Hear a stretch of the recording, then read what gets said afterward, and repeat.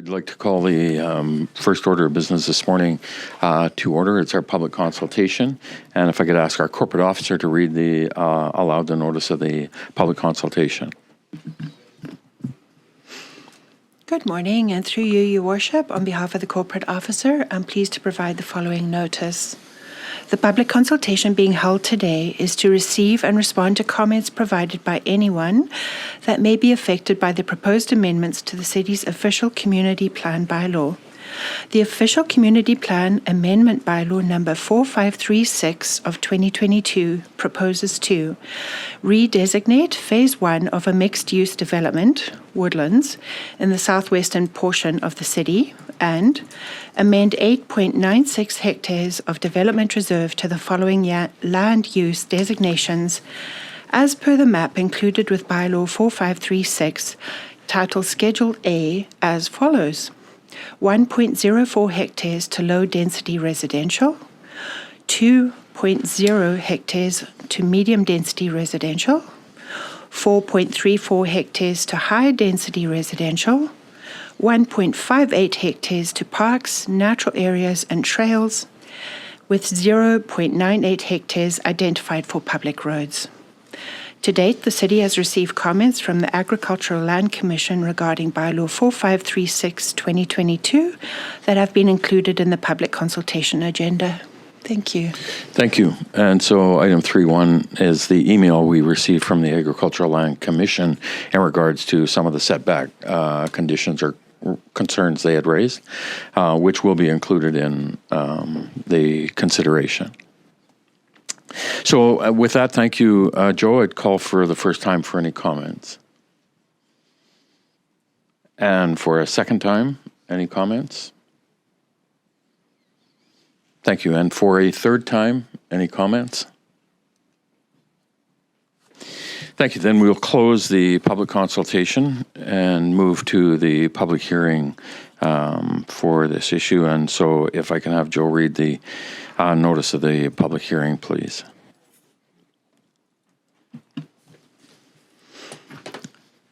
Good morning, and through you, Your Worship, on behalf of the corporate officer, I am pleased to provide the following notice. This public hearing is being held today to hear from anyone that may be affected by the proposed amendments to the City's official community plan bylaw.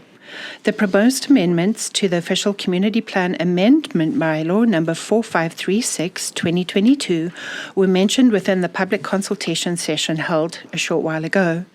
The official community plan amendment bylaw number 4536-2022 proposes to redesignate Phase 1 of a mixed-use development, Woodlands, in the southwestern portion of the city, and amend 8.96 hectares of development reserve to the following land use designations, as per the map included with Bylaw 4536, titled Schedule A, as follows.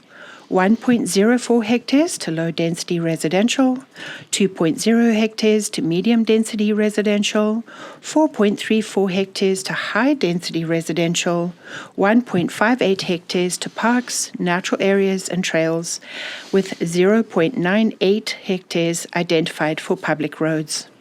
Thank you. Thank you, Joel. And the same email from the Agricultural Land Commission is received as it was for our public consultation. For a first time, then, we would call for any comments or questions. And for a second time, any comments or questions? And for a third time, any comments or questions? Thank you. Then we'll call a close to the public hearing. Thank you, Joel.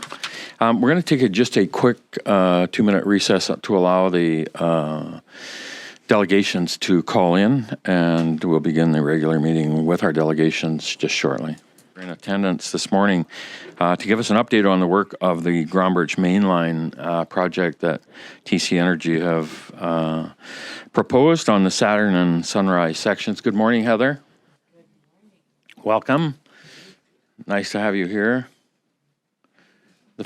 And the floor is yours. If you just want to activate the mic, I'll give you a minute to get set up, and then you can begin.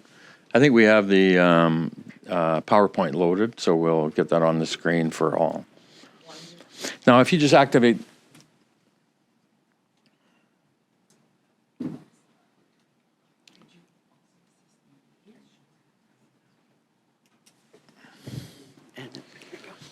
Thank you. Floor is yours. Wonderful. How does this sound? It's good. Oh, perfect. So I recognize it's my first time attending in person over the last several years, so shaking off a few of these technology quirks as I'm learning. So thank you very much for having, well, me today, and I'll also share that I also have some of my team members on the line here as well.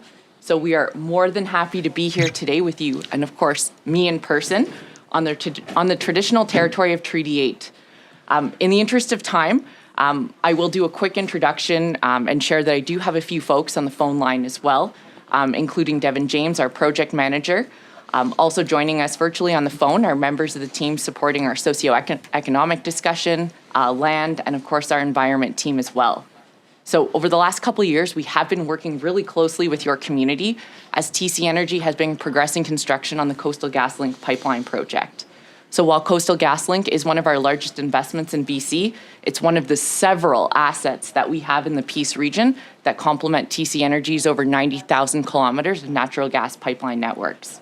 So other notable TC Energy projects in the Peace region that you may be familiar with include the North Montney Mainline, Tower Birch, and then of course the Ground Birch Mainline. So we're here today to chat with you about TC Energy looking forward to expanding capacity on the Ground Birch Mainline this fall. And we look forward to showcasing to you the project scope, some anticipated timelines, local considerations, and of course, address any questions that your team may have today. So feel free to jump in with any questions midway, or we can save them for a brief Q&A at the end. So in the interest of time here, I will move quite quickly through these next two slides here, but we do have an agenda that provides a rough outline about what I'm going to be reviewing with you today. Next slide here. This is one that some of you may, the next slide here, one that some of you may be familiar with already, but for those not as familiar, TC Energy is a Calgary-based company and one of North America's largest natural gas pipeline networks with over 90,000 natural gas pipelines. So we do continue to invest investments that support reducing global greenhouse gas emissions, expanding renewables, and of course supporting our research. We really do believe that we have a critical role to play in delivering responsibly produced energy. All right, so the scope of the project here. So here, as you can see on the screen and in front of you here, highlight the two corridor drawings that highlight the anticipated expansion planned for the Ground Birch Mainline. The project is divided into two sections. We have the Saturn and Sunrise spreads. They're each approximately 23 kilometers in length, and they're 42-inch pipe.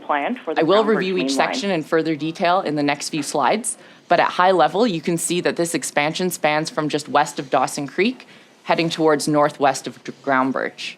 And I will note that supporting TC Energy's construction is Solaris Murphy joint venture. And for many of those that are familiar with them, they are a local company based here in the Peace region. Sarah. So starting construction this September is the Sunrise section. So the map here on the screen showcases the current Ground Birch line as the solid blue and the new anticipated route as noted by the dotted line heading east-west. I would also like to make note that on the screen here, there is a dotted line heading sort of south on the left-hand side there. And just for reference, that is Coastal GasLink, and that's the project that's currently under construction right now.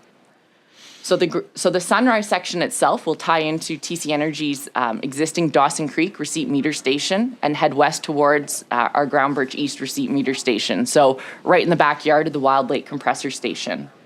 This fall, we'll see continued clearing, stripping, and grading before we can get the pipe installed.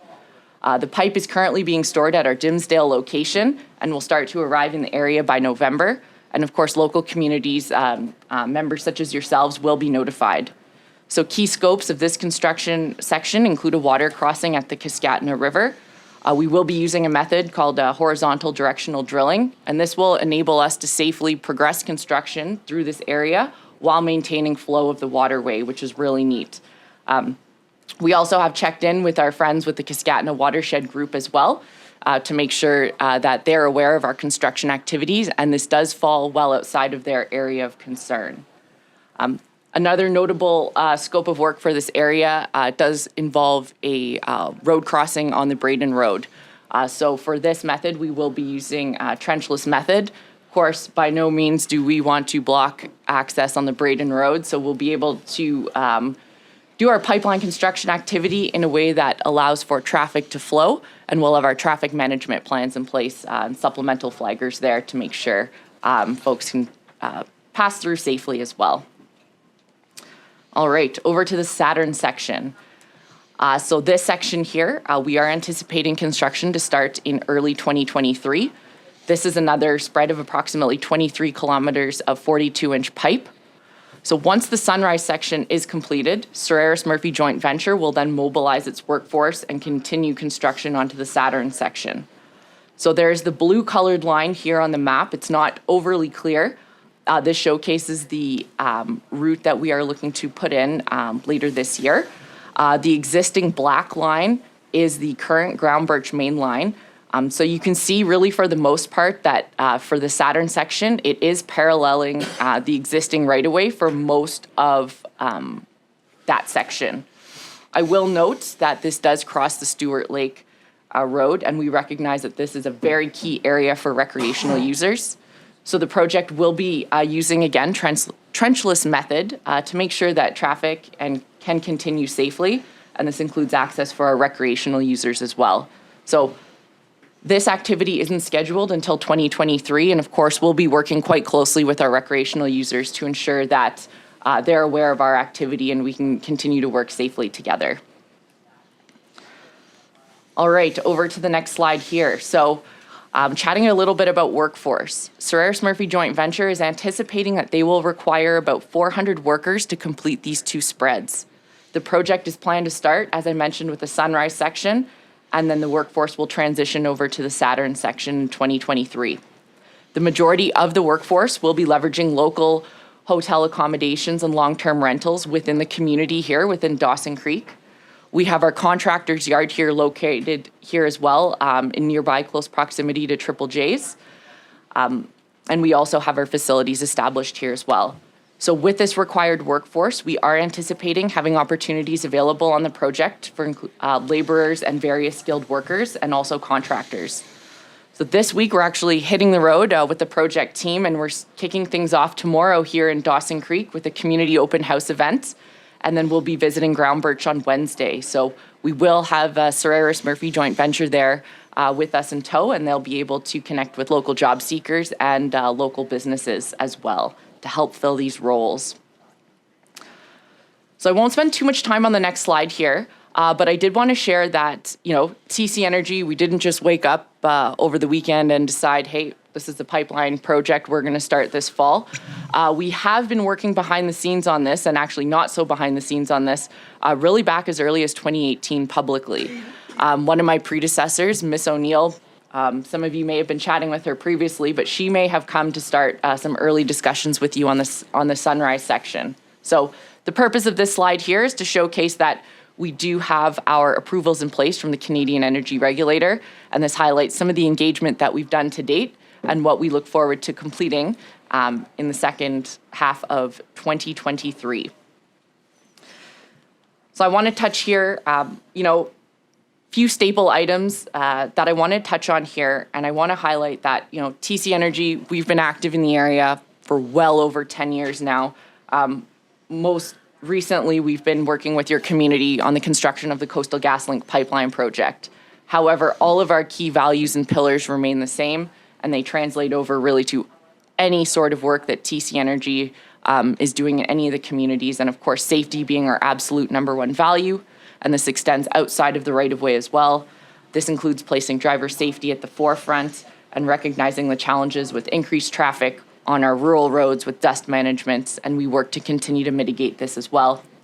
We continue to work closely with School District 59 to ensure that the school bus routes are not impacted, so that we can continue to operate in our high activity areas, particularly the Ground Birch area.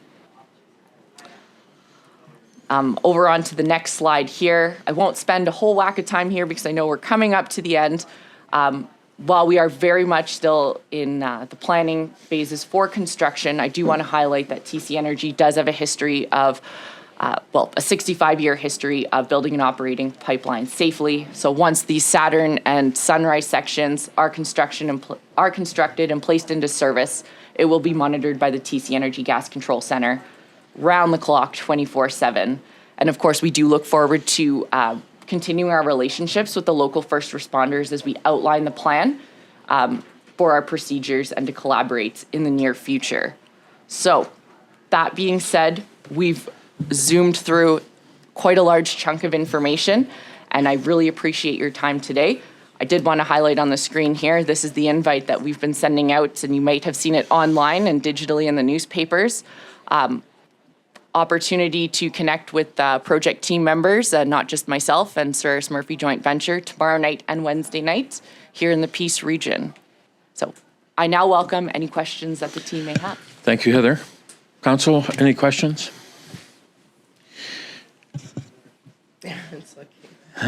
Go ahead, Councillor Wilbur. Well, thank you for coming today. I look forward to the open house tomorrow evening, and I'm sure those that are interested will come with their questions, and you guys will be there to answer them. But really, from a community perspective, thank you for keeping us up to date through all the kerfuffle, even over the last couple of years that the world's gone through. You guys are always here and steady, and I want to thank you also that local component of accommodations and hiring is very important to our community. So thank you for being steadfast on that. Thank you, very Councillor much. Wilbur. Looking forward to tomorrow evening as well. Thank you. Anything further?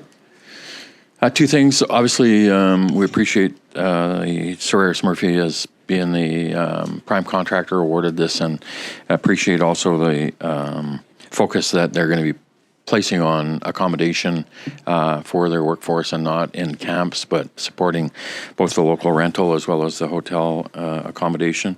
The other piece, obviously, always is that support to our local business community that really is so important to us in terms of seeing these large projects come through, that we provide that support to publicly and support them, because we do see the benefits of the development, and we really need to ensure that support to local business. So we appreciate the public open house tomorrow night for our local business community, and really encourage all of them to come.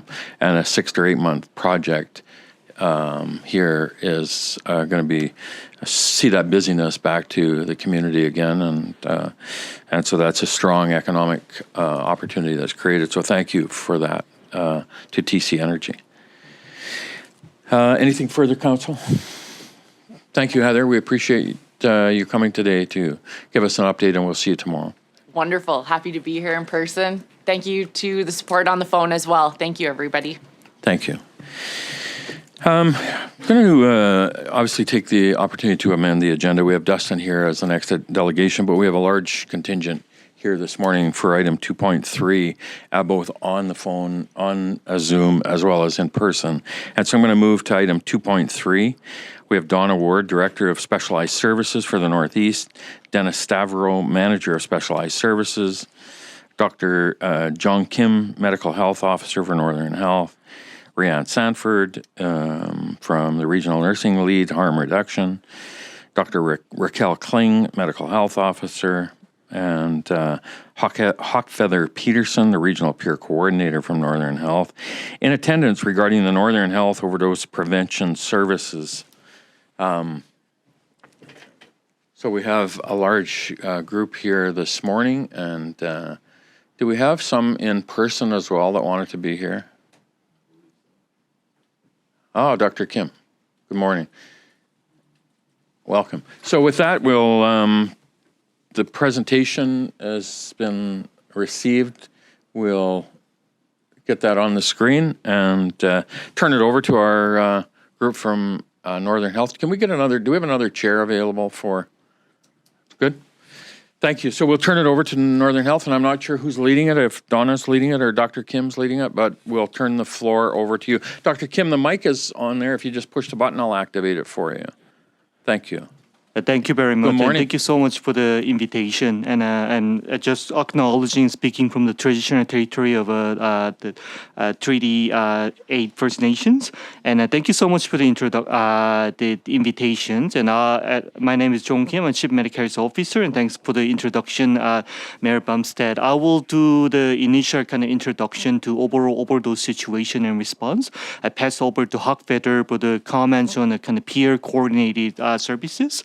Then I will pass on to kind of Donna and Danny's for the discussion on that kind of health center they're planning in the Dawson Creek. So just kind of opening that, what toxic drug crisis situation we are in. Unfortunately, with the COVID-19, we're at the point that we have a highest number of overdose deaths right now in the BC as well as in northern BC, and right now in the BC every day like more than 6 people dies from the illicit drug toxicity related deaths. Among the health authorities, the Northern Health has highest burden in terms of the rate per populations, and in the northeast up to May this year, we have 12 people died from the drug toxicity, and 5 of them was Peace River South region. In 2021, Peace River South kind of area, unfortunately, had a burden that in terms of rate per kind of population that was higher than Prince George or Peace River North region. Just give a quick sense in terms of the number, the rate per 100,000 population for the toxic drug related deaths was 67 in the South Peace regions. That's compared to 58 in the Prince George and 21 in the North Peace. This has a significant impact on the community as we continue to see people dying from what is essentially the preventable deaths for people who are dying alone in a private residence without adequate the care supporting them. And this crisis is affecting everybody, every community, every population, every ethnic and kind of race groups and cultures. And this kind of the loss of life is affecting everybody. And this loss of life is driven by the toxic drug supply as well as the stigma, which create the barrier for access to care and access to kind of services. So we are responding to this significant crisis, and the fundamental approach to this crisis is being comprehensive and providing along that the full continuum of care.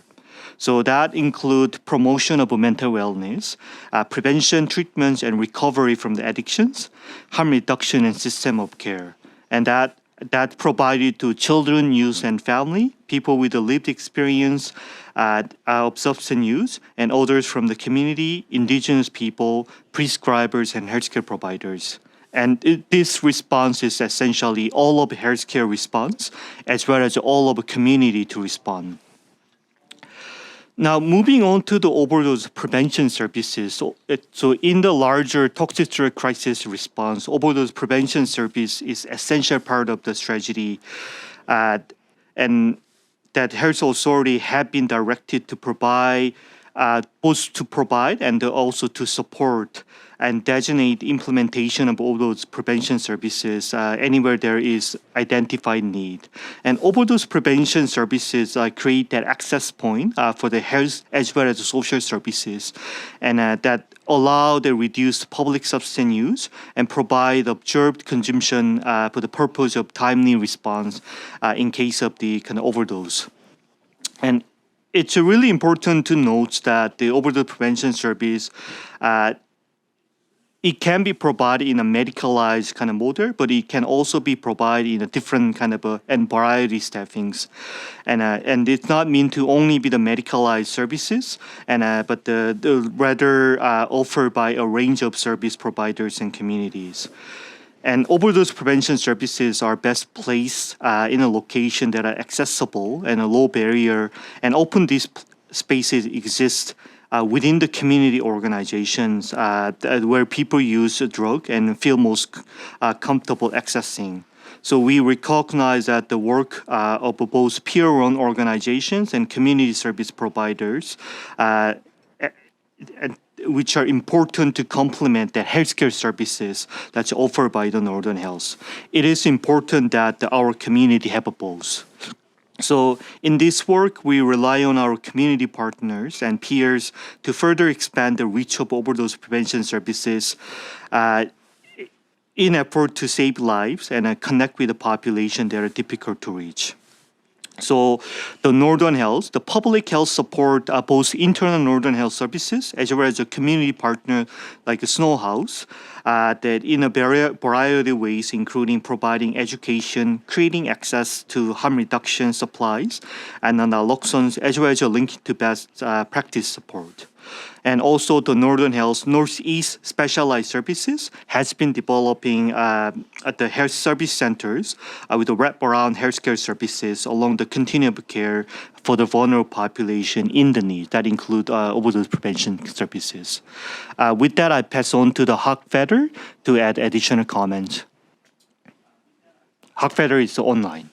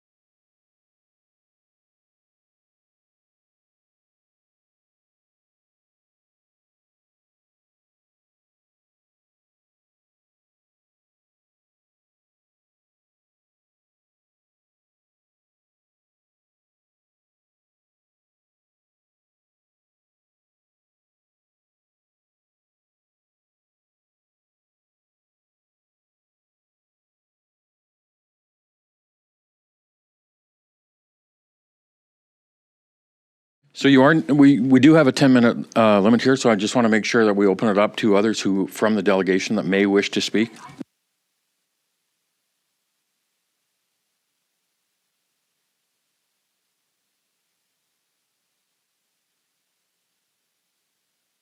Thank you.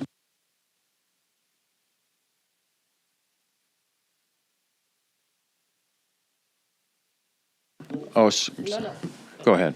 Yeah, thank you so much, and thank you so much for the opportunity. I pass on to Donna and Danny's specialized team presentation on the Northern Health Service Planning. I think it's bull. Good morning. Good morning. Thank you. I did see the PowerPoint up.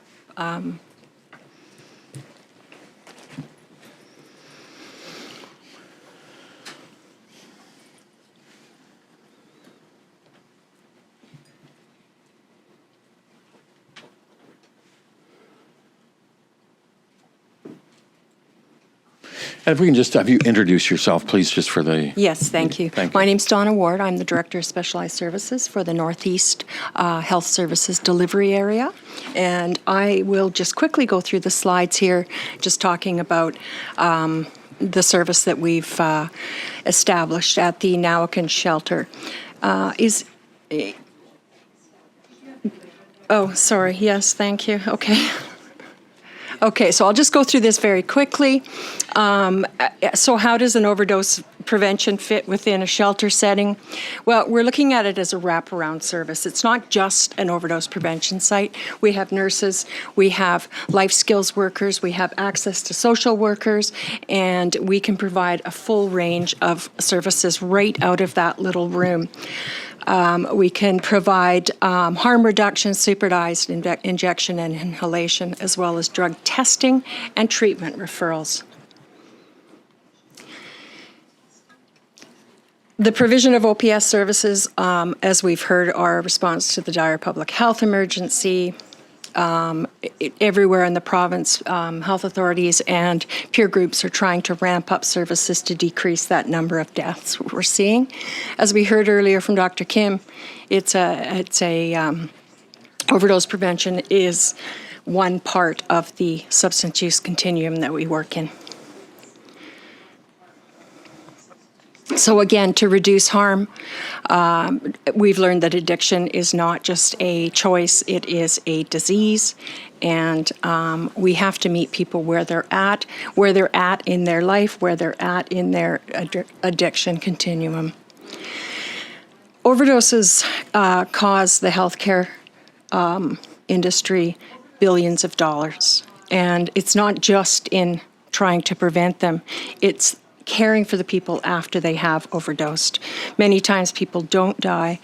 However, their quality of life has reduced to the point where they require 24-hour care. Reactive services such as police and fire also cost communities lots of money. What's the best location? The best location for an overdose prevention service is where the people are comfortable to come and see you. We have to develop those relationships, develop that trust, like you heard our delegate speaking over the phone, and we need to provide those services where people feel safe to come. OPS services are associated with reduced levels of drug use, reduced amounts of drug paraphernalia and litter found in public spaces. They do not increase drug consumption, and they do not increase drug trafficking. And this is all supported by countless research projects. So in summary, overdose prevention sites save lives. They reduce the burden on our publicly funded health care. With the provision of wraparound care services, we can help people enter treatment. Every time we come into contact with somebody and they have a positive experience, trust is built. And every time we can interact with somebody, that's one more opportunity to get them to treatment. And they do not impact negatively community safety. Thank you. Are there any questions? sorry, I guess that's your... Thank you. Is there anything further for you then in terms of people on the phone that wanted to present? No? Thank you. So, Council, for any questions or comments, please. Councillor Earl. Thank you, Your Worship. So one point of clarification before I get into my questions. We've got two items on the agenda, 2.3 and 2.4. One dealing with the specialized services on the site just over here, and the other with respect to Snow House. But I heard one of the people in this presentation advocating for Snow House. I'm a little confused with respect to what's... I can who's speak to speaking that. on behalf of who and what's going on there. In general, Northern Health does support OPS sites run by anybody.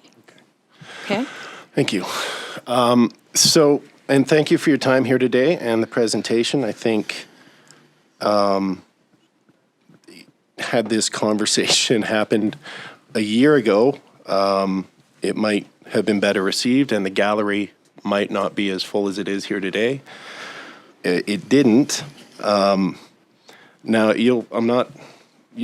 you look at this council's history of working with harm reduction advocates, I would argue we've been very proactive and very accommodating around that.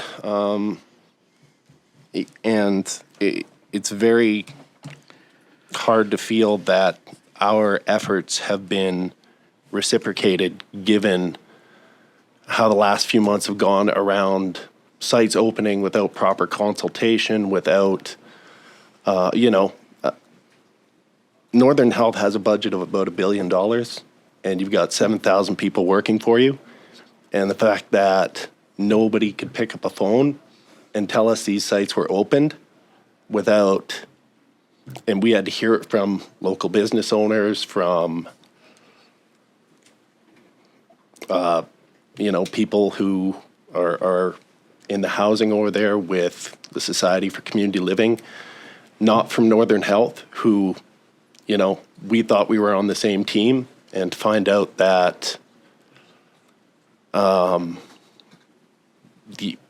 there's no communication. Moreover, the services described in this presentation sound great. That has not been the experience up to this point. The wraparound 360 services described that include access to increased mental health care, access to detox for those who are looking to get clean, they haven't materialized here in the piece. Not that I've been aware of. So it's very hard to, when you just have one aspect of harm reduction showing up without proper communication, without proper consultation, and it's not being followed up on with an increase in mental health treatment capacity, with an increase in detox beds, with an increase in the other wraparound services that would complement a safe injection site and mitigate some of the, complicating factors that might lead people in the community to be apprehensive. It's very frustrating. And that we find ourselves here today having this conversation after sites have been opened without this discussion happening, it makes it very hard for us to put much stock in presentations like this. You understand that? Thank you. Sorry. Was there something you'd like me to respond to? Do you have a direct question is what I'm not sure. Well, you mentioned part of your job is developing trust with stakeholders. I don't get the sense that from the stakeholders in the gallery, and very rarely do we have a gallery this full of people, there's a tremendous amount of trust among them, given that they were not given any heads up about what was going on in their neighborhood. How do you build that trust? Right? What's the next step? How do we this, As I explained to Mr. Leckstrom about a month ago or 6 weeks ago, there was a large misunderstanding that my colleagues from Prince George spoke to this issue when they spoke to Mayor and Council last November. And I found that I was sorrowfully incorrect on that. I offered my apologies, and that's why I'm here today. Thank you. Maybe I can add? Yeah. Yeah, thank you so much for that comment. And I really want to acknowledge how supportive Dawson Creek, and the municipality and the council has been for the overdose response. It's really appreciated. And I apologize for that kind of lack of communication kind of there and that distress and some of the concern in the community. And in a way, I actually appreciate this invitation to the council so we can actually have a conversation with the kind of public involved. We also kind of look to the council to further guidance on how do we actually to kind of engage public better, like is a public consultation might be recommended and so on going forward. And some of the questions that they arise in the community, we are hoping that at least some questions were clarified in the presentations, and if there are further questions, we can further clarify, and we can also discuss some of the kind of steps that we can continue that engagement and kind of clarification. The COVID has been unfortunate because we used to have more community groups, including community action team, that provide a bit of platform for the different community partners, healthcare providers, and the municipality to come together and share the information and coordinate. There is a work underway to revive some of that kind of platform. We are hoping that it will help, but we can also consider do more kind of specific follow up. Kind of here. Thank you. Councillor Wilbur? Thank you. I want to be clear that I recognize we do have a situation in our community. We really, truly do. And those people need supports. Where my concern is when I hear comments that Northern Health will support anyone who wants to open up an OPS site.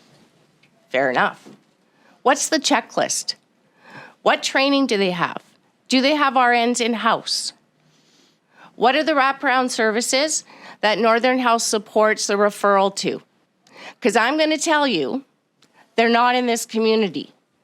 So now we have a group of people who may not be trained to the level they should be or have the connection to service the most vulnerable people in our community. Now, Northern Health supported Snow House opening at 833 103rd. It had a fire.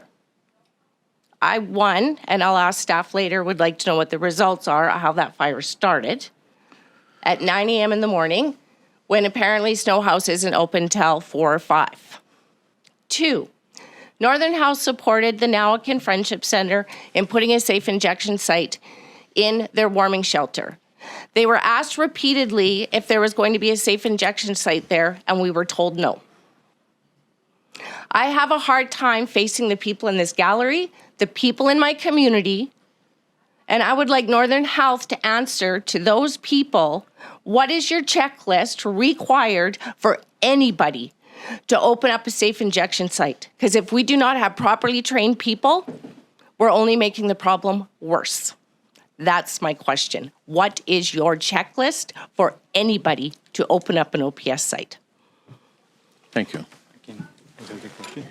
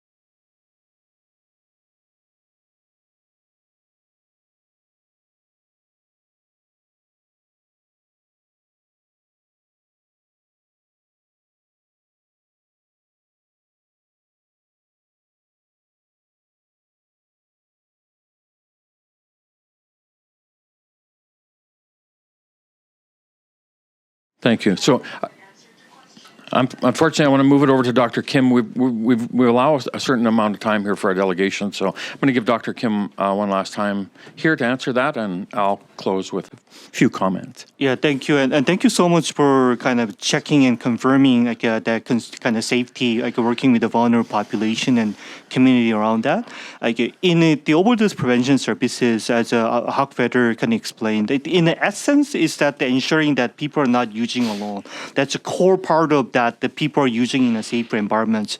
That essential part is encouraged in every setting. So we support and is supported as a part of the broader community response that we create that safe environments everywhere. So that's kind of supported kind of there.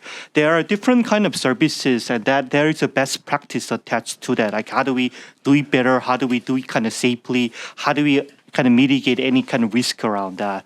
So those kind of overdose prevention services that the Northern Health designates overdose prevention services, there is direct connection with that service provider and the Northern Health. Although Northern Health do not operate the services, our expert team, including the regional harm reduction team, provide the best practice guide that developed kind of by the provincial kind of practice bodies and support kind of educations kind of there. And there's continued communication channel with any conflicts or challenges arise. How do we do kind of problem solving there? And in a way that this kind of conversation engagement show that how the Northern Health is involved when there is a problem and concern can arise. Thank you. So I want to close with a few things because we are well past our time. 2 or 3 things. Honestly, the people that are here today and are concerned, obviously, with the evidence and the public viewings that they're experiencing both in their personal lives or their businesses, they elect us as their elected leaders to represent them, first of all, quality of life in terms of that public safety, both for their personal safety and property. And so they're experiencing those issues today that they didn't have a short time ago. And so I think there's 2 or 3 things to me that we need to try to move forward on in a way that makes this viable for all of us. And I don't think any of us discount the fact that this is a serious issue that we're dealing with the opioid deaths that we're seeing in our community, our region, our province, and our country.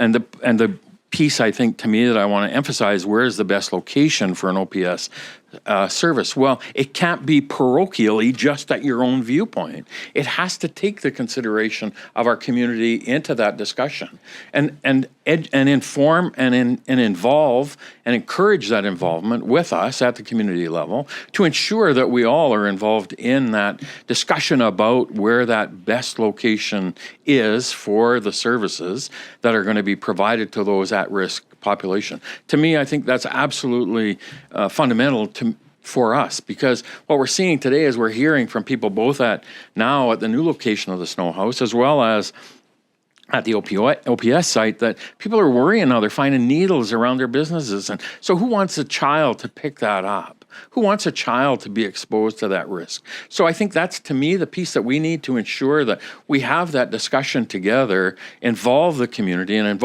I'd be happy to call a public meeting at any time to help us ensure that we have that proper discussion to move it forward in a way that's beneficial for our community and our residents. And it can't be at the expense of everybody else. And that's the concern that our residents and our business folks are feeling. They're feeling the effects of that today because there was no involvement, no engagement, no discussion, simply an arbitrary decision in terms of how and where those services are going to be located for the best possible location for the folks that are at risk. Well, it can't be just at that expense. You're not going to get the support of these people here because we're not representing the quality of life that we're elected to help support for our residents, our business community. And so you have an issue. You have three aspects to it. You really engineer a solution to it. You educate in terms of how you're going to execute on it, and then enforce it in terms of how you're going to ensure that it meets those 3 E's. We kill 100 people every year in northern British Columbia on our highways. So what do? We take programs in terms of involving people, in terms of how do we educate and how do we engineer programs for that safety. And that's what I've heard today from everybody from Northern Health. It's about programs. How do we develop programs? So to me, I think it's, Dr. Kim, and to all of you, it's about, I think, involvement and there's been a gap. This is the first time that this has been in front of council in terms of the direction that we're going to have the opioid center. And certainly we've demonstrated the support to the Snow House in the past. I attended the Opioid Action Team committee meetings for 2 years or 3 years. So we are absolutely supportive of the initiative. Just got to have some involvement for us on behalf of our community that we're elected to do. That's all I have to say. Thank you so much for coming today. We appreciate it. Thank you so much for the invitation. The next delegation now, I'm assuming the Snow House was wrapped in there? No? Is it separate? Okay, so our next delegation, 2.4, is Lyric Parnham, the peer lead for Snow, and Heather Pattison, the recovery navigator for Snow House in attendance.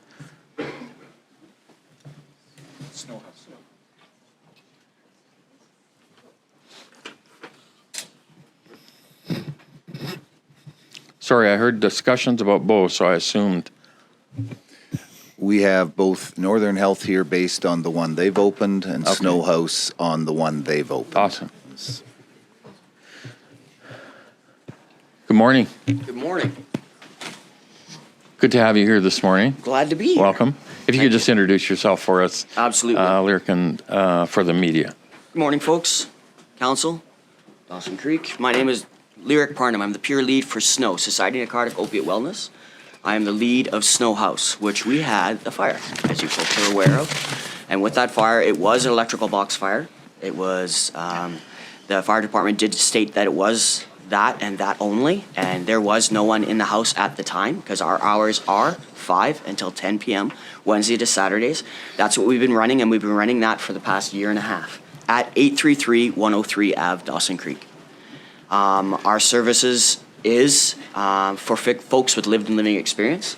They come to us for meals, they come for us for laundry, they come to us to have their drugs checked, wound care.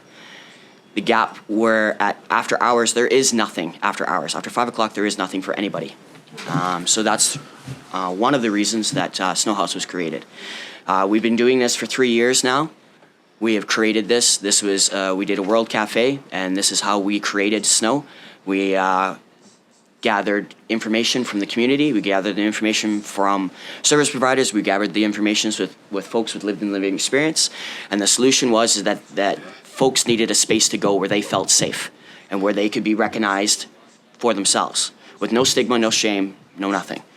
So Snow House was created, and we were in delegation last year to talk about zoning for Snow House. And as far as we knew that we were in that conversation, the conversation continued. And as far as I was aware, that we fell under C2 zoning. And we just had to change some wording. And as far as I knew, Northern Health and BCCDC and Council, the bylaw officers here in Dawson Creek, were having conversations to move forward. And as far as I knew, we fell under the C2 zoning. So with that being said, the building that we're in right now is a C2 zoning.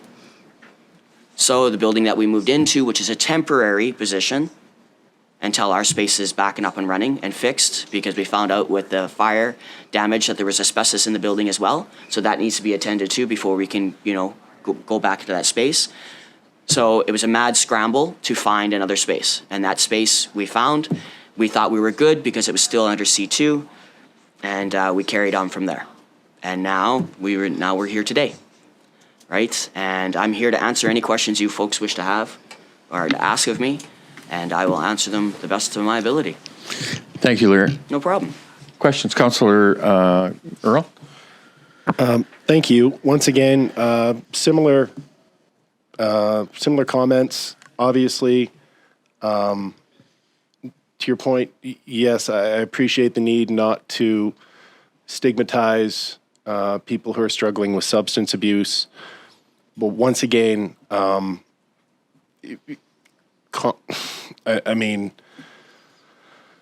basic conscientiousness would suggest it's if you want to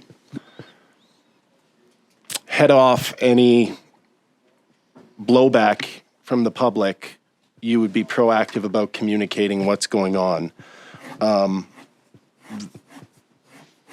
to move to a site that is on a retail corridor where businesses locate and very, very public view. And moreover, I mean, for a temporary site, if I'm only going to be somewhere for a month or two, I don't build a gazebo, for starters.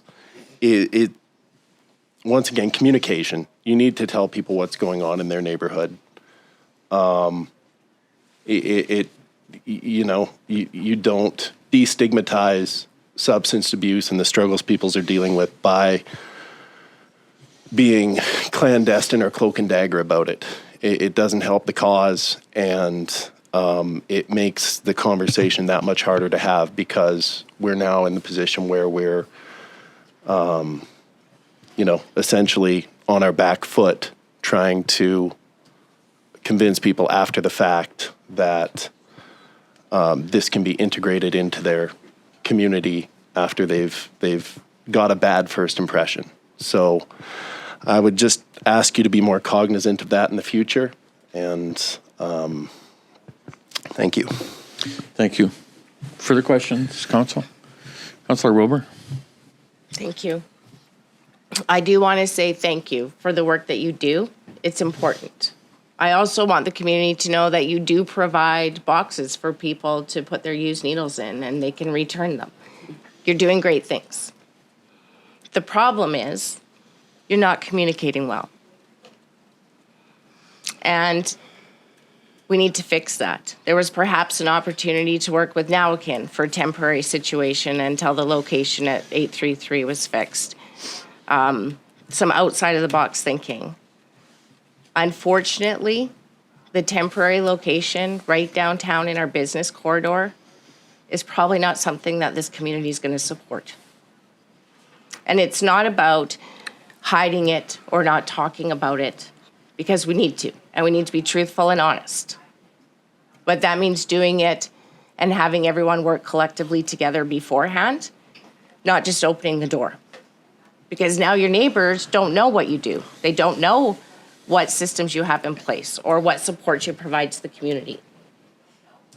They hear safe injection site. They think needles. They think addicts are going to be laying in their doorways.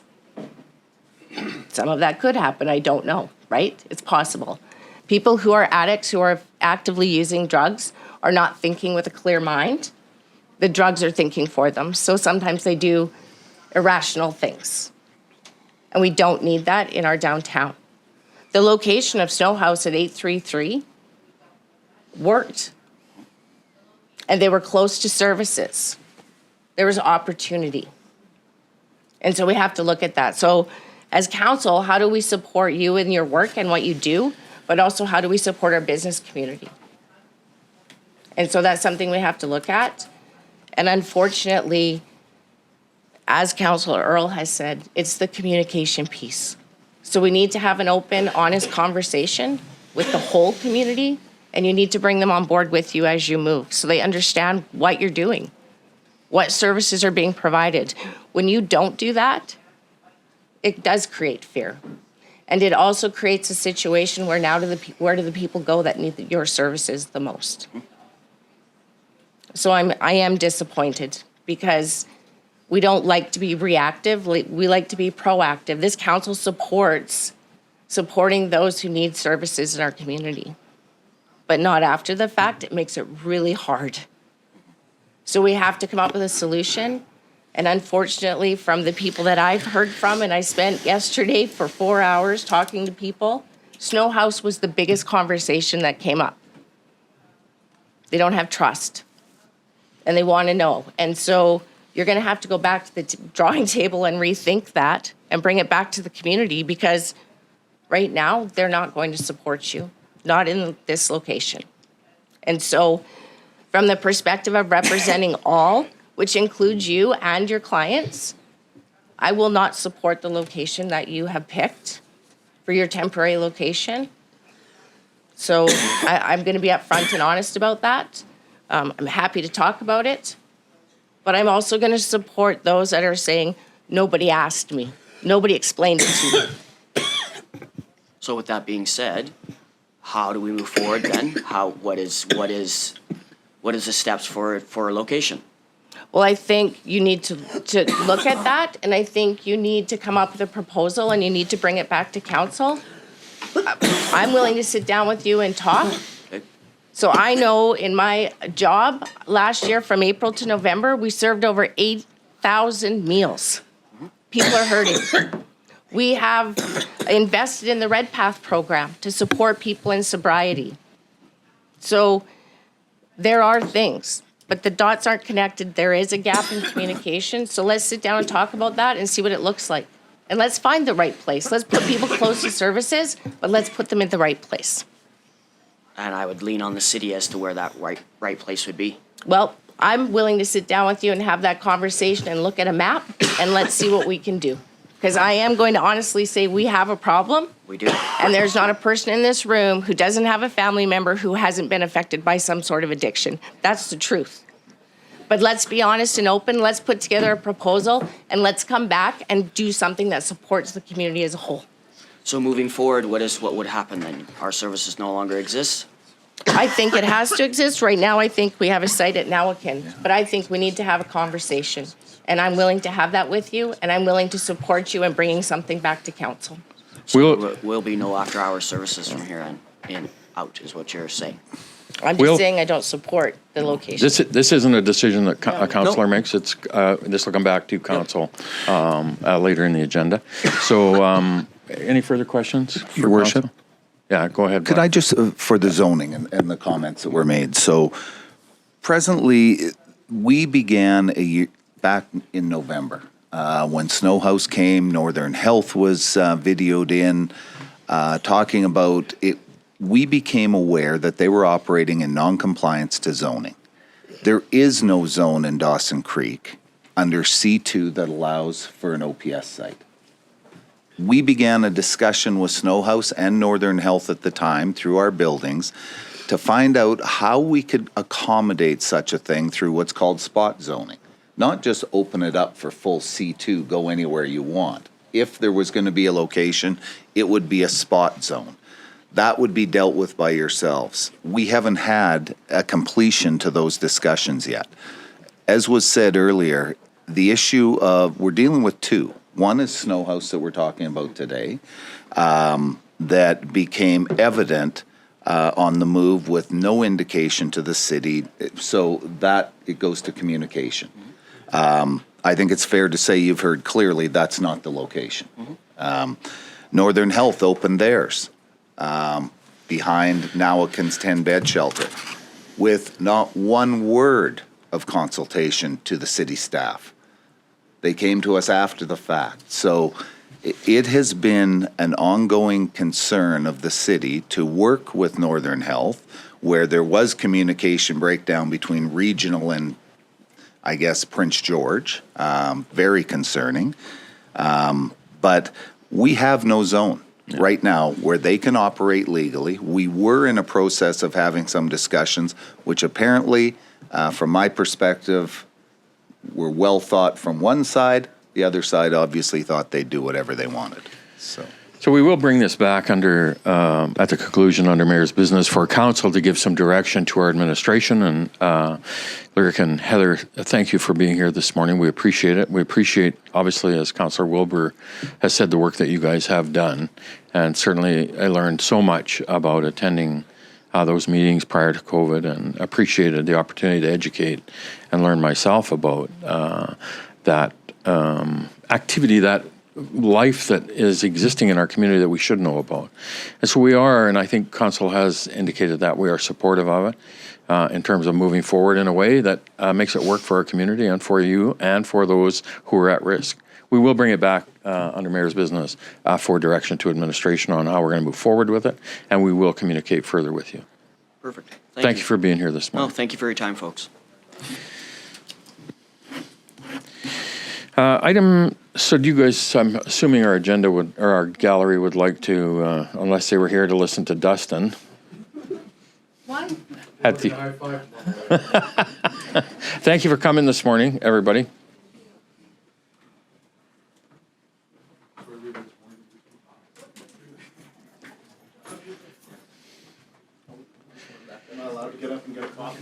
Sure. No, we got I was Dustin. gonna say, can I get a smudge, but you won't have quorum. Our next item this morning, 2.2, is Dustin Bonert, General Manager, and Judy Kacharik, Director of Marketing for Ovintiv Event Center, are in attendance to provide us with the 2021 annual report. Good morning, Dustin. Good morning, Judy. Welcome. Apparently there was a fire downtown that they needed to get to, and so welcome. Good to have you guys here this morning. If you can just activate the mic, Dustin, we'll turn it on and you're good to go.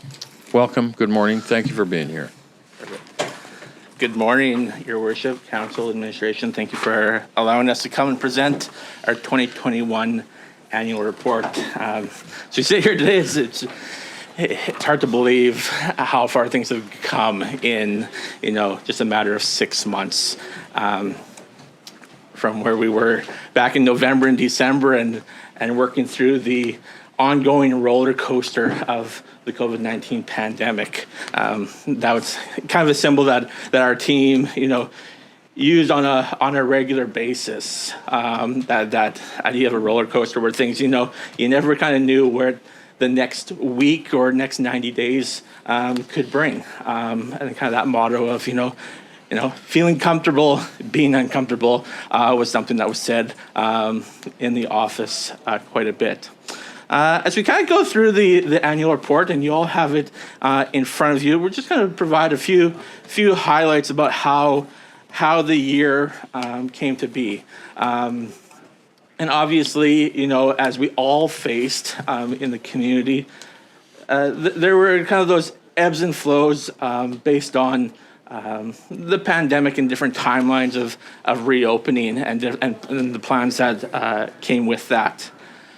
Looking back, going through our notes, and Judy and I were talking last week, July 1st last year really provided a lot of optimism, and maybe it was false optimism at the time, where, there were plans of what the fall could bring. And we all had, dates in the middle of September circled on our calendar. And as the province had announced those new mandates or the lifting of certain mandates, the phone started ringing and meetings and banquets were being booked. We had a concert on the calendar. And of course, the team and our host committee were, ramping up to host the 2021 National Women's Hockey Championship in November. Obviously, from those exciting announcements in July of last year, it kind of took a dive in a different direction. By Thanksgiving, we were back to being only able to have 50 people in a small gathering. So as you kind of peruse through the annual report, you'll see a number of different, smaller events, some innovative projects that we kind of focused on. I'm going to pass it over to Judy to kind of give some highlights on that front. Thank you, Dustin. Good morning, everyone. It was such a big crowd in here earlier. I got a little intimidated, but then they all left. So I can kind of, a sigh of relief. Last year, 2021 was, I'm glad it's in the rearview mirror, both professionally and personally. And I liken the year to so if somebody said they need you to make a stew, but the temperature is changing constantly, the ingredients, you don't know what you're going to be using, and the number of people are changing all the time. So it was a year of us at our facility becoming subject matter experts on the pandemic and what was allowed and what was changing. And it seems like every week we would come in and we would have to reevaluate and reassess. And even so much as the folks that we would be dealing with at the beginning of the year on a specific project, as the pandemic went on, due to their changing workspaces, we were dealing with different people all the time. So, and that even came up with our rebranding, which was really exciting in 2021 to go through the rebranding process with Ovintiv, and I think it really speaks highly on behalf of their organization, their community commitment, and moving forward with that rebranding, and everything from developing the logo to getting the signage up and trying to get it out to the community that, you know, the name change and things are different. So that took up a lot of time in 2021, and we're happy to see that a lot of the signage is changed. There's some tiny little things still left, but pretty pleased with that. So it was an interesting year, and as I put together the annual report, I get quite involved with it, and I go, oh yeah, that happened, and that was very interesting. As always, we try to continue to be good community stewards, to be actively involved in our community and to support community initiatives. Everything from our Rainbow Crosswalk project that saw us getting paint from the Dawson Creek Co-op. They sponsored us through their program that they had to be able to paint the crosswalk, to the full development of our diversity our inclusion committee that we have, and just looking at how we are including everyone and how we can continue changing the way we speak, the way we communicate, et cetera, to make sure that we're inclusive and that everybody recognizes that. So really proud of some of those things that we accomplished. Of course, we continue to work with the Race Against Hunger with the Avintiv company, and we didn't win again, but maybe there's this year. So we continue to support things like that.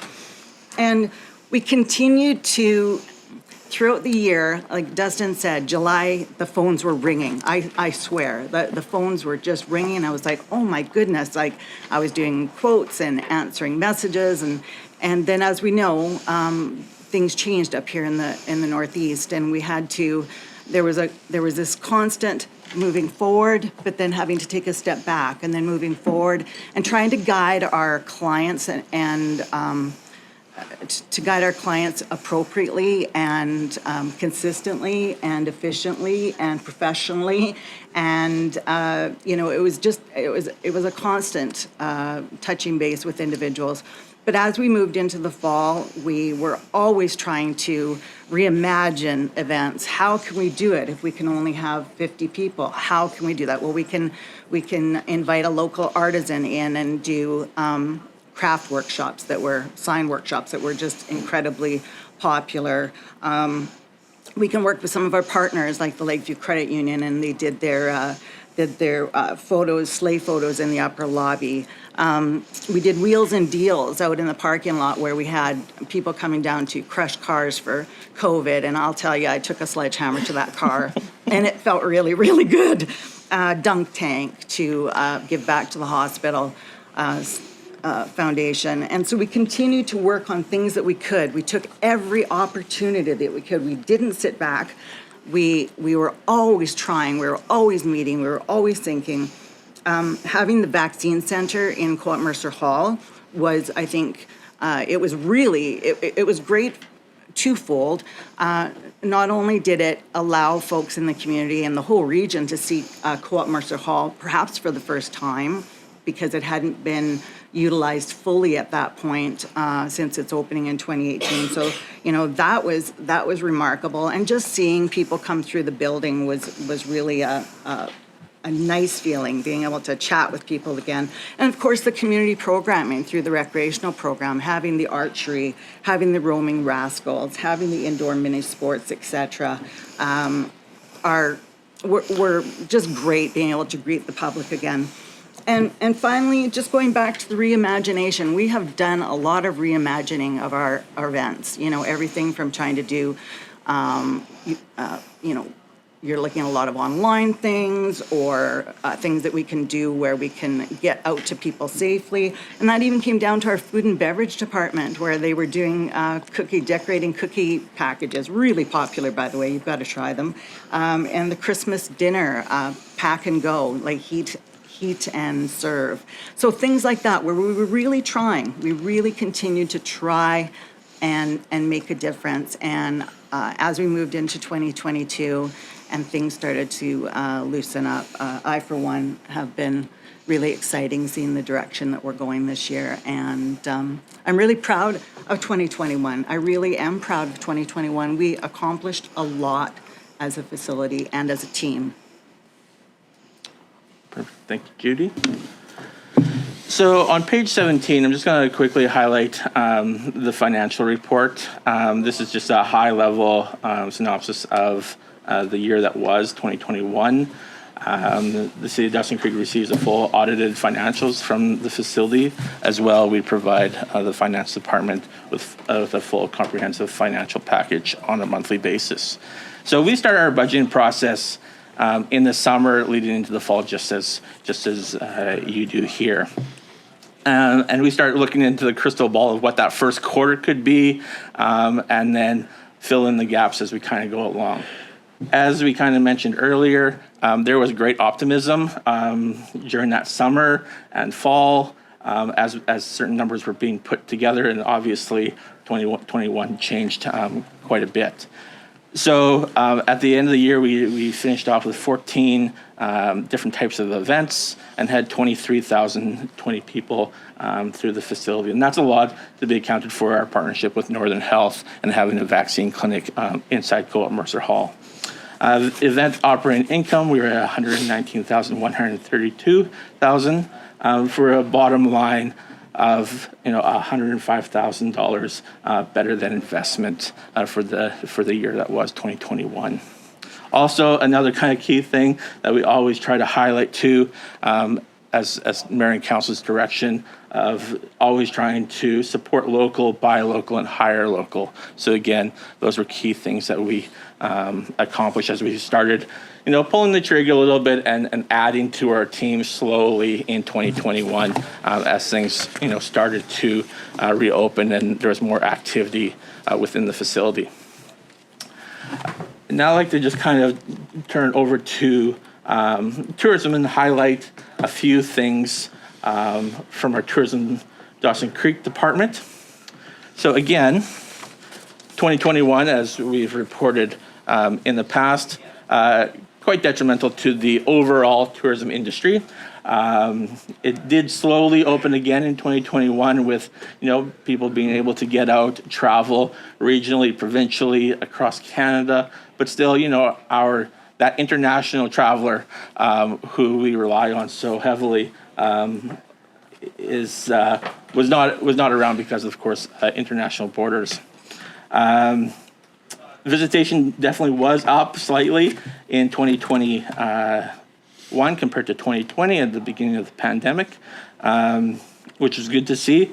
And the gift shop revenue was, again, also up. So, revenue and merchandise at the gift shop is a big part of how that visitor center operates on a regular basis. And it's good to see that, certain individuals that were traveling stopped in and were able to purchase their Mile Zero Alaska Highway souvenirs. Just a couple other kind of key highlights, obviously, with kind of a large focus on visitor services in the visitor center and not spending money on marketing for, distant travelers. A lot of focus on collaboration with regional communities and ensuring that we were able to kind of share resources in order to get certain projects done. So, the Northeast BC travel website was done. A campaign was done on digital media platforms later on in the year as travel opened up. And then obviously the exciting news that WestJet launched their first flight last fall is a big part for the tourism industry here in Dawson Creek.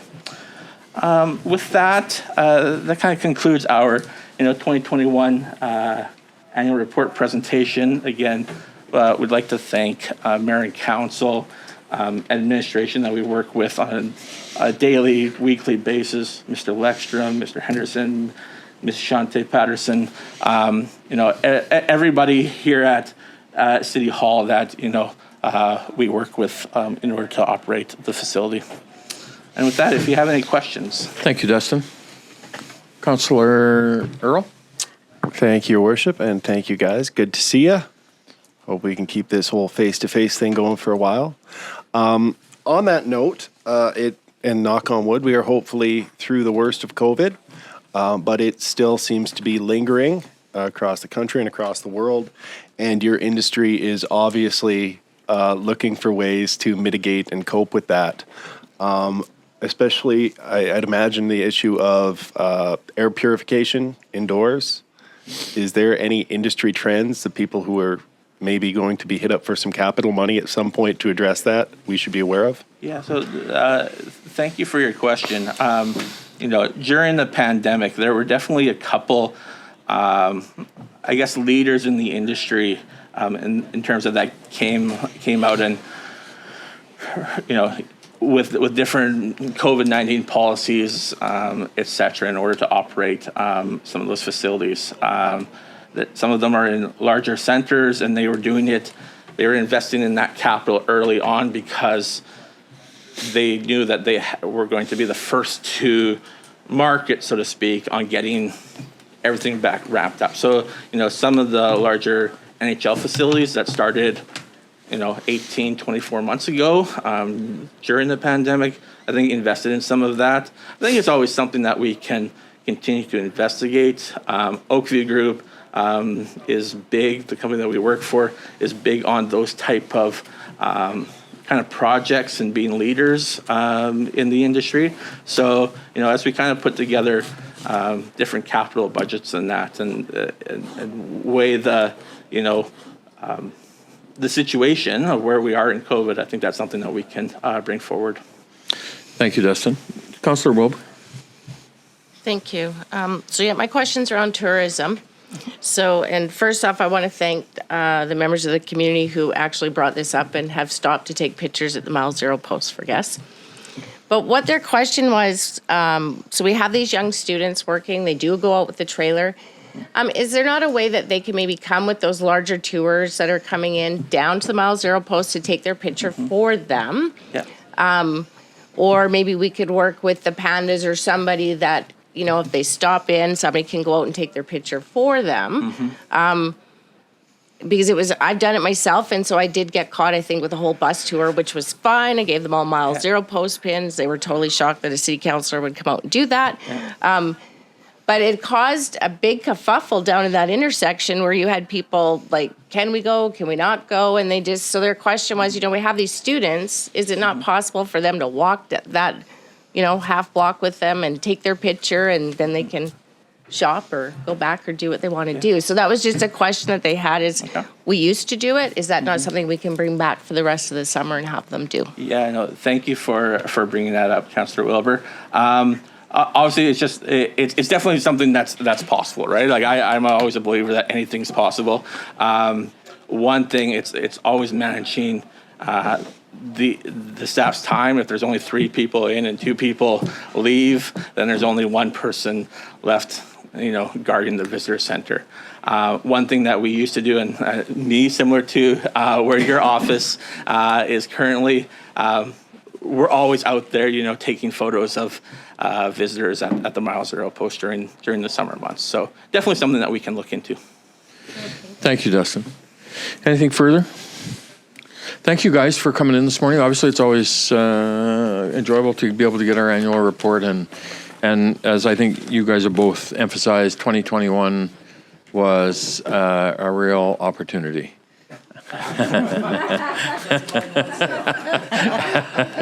And so I think we all are unanimous in our agreement. We're ecstatic it's behind us. It's unbelievable to see the events underway this year and being booked, and tourists at the Karen and the Mile Zero post, and its busyness, and that's a good thing. So thank you guys for coming in today and giving us the 2021 report. Thanks for having me. Perfect. Have a great week. We're going to take the 10-minute recess while we close and reset. Sorry, we're going to take a recess and we're going to move to closed when we return. Okay. We'll do the resolution now that we're going to move to closed upon return, so that way we can have Carl do his stuff. And We're moving to closed for agenda items 4151, which are section 90 minutes, agenda item 52, section 91C, labor relations, and agenda item 71, section 91I, receipt of advice that's subject to solicitor-client privilege. Could I have a motion? Councillor Earl, second Councillor Kemp. All in favor? Opposed? Carried. Thank you. Oh, sorry, I didn't vote. All in favor? You just pull it out and push it back in. All those in favor? Opposed? It's carried. Thank you. Thank you. We'll take a 10-minute recess while we reset. Regular meeting of City Council for Monday, July 18th. Finish our delegations, and now we'll move to our next item, late items, and we have no late items for agenda. New councillor business, Councillor Wilbur, 4.1. Thank you, Your Worship. So working with North Central Local Government Association and the Planning Committee for hosting of the 2023 Annual General Meeting with the District of Chetwynd. We know that the information will be going out. It'll also be presented at UBCM, and so typically you come up with a tagline and a logo. So as presented and attached to the memo is the logo that we've come up with.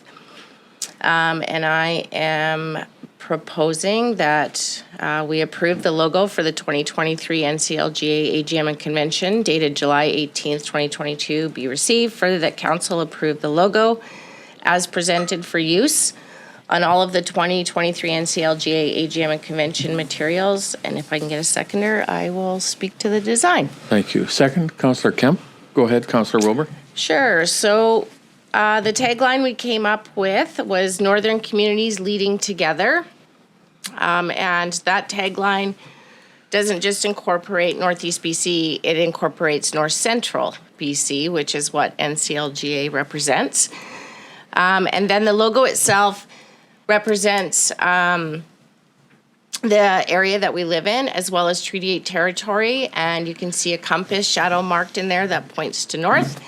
And so this is probably one of the first times, if not the first time, that we are recognizing Treaty 8 territory with which we work, live, and play as well, and as a part of our northern communities. So each of the pieces within the logo represent an area in Northeast BC.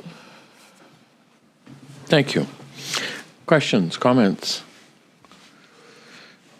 The only one for me is that because we are the host community with Chetwynd, would that not be a part of the host committees and the organizing committee's logo? Would it not identify Dawson Creek and Fort Chetwynd somehow on that logo? So when the committee looked at this, and I know it was probably kind of hard for Councillor Earl because he was on Zoom and we were upside down and sideways and sound wasn't working.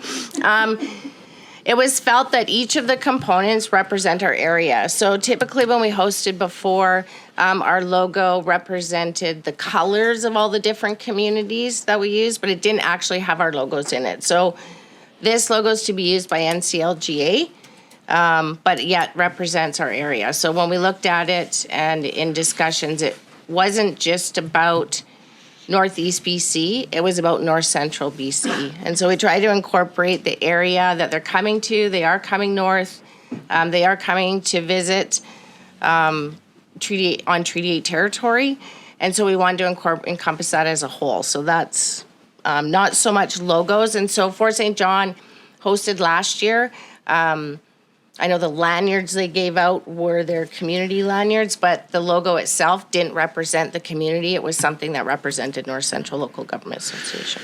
Yeah, to me, it is the North Central Local Government Association, and so it is, as you've indicated, all of the communities, all of the area of Northern British Columbia. But we identify Treaty 8 territory that it's being hosted on. Wouldn't we then in some way identify that it's also we are the host community for the 2023 convention? It just seems to me that would be a part of it, that we're identifying Treaty 8 territory that we're hosting it in. Wouldn't we in Chetwynd be identified as the host communities for that logo? Yeah, we can go back and put that in. I know Chetwynd has come back to the planner that's been hired. They're happy with it. The representation from NCLGA is happy with it. I think part of having Treaty 8 territory on there is that we're recognizing where we are, and that's never happened before, but also it's more about the area, and the community logos and branding and stuff I think will be utilized throughout the information we give out, where we're hosting it. This is really just for the pamphlets, brochures, agenda and stuff that come in. I But if you understand. would like it changed, you can put it in.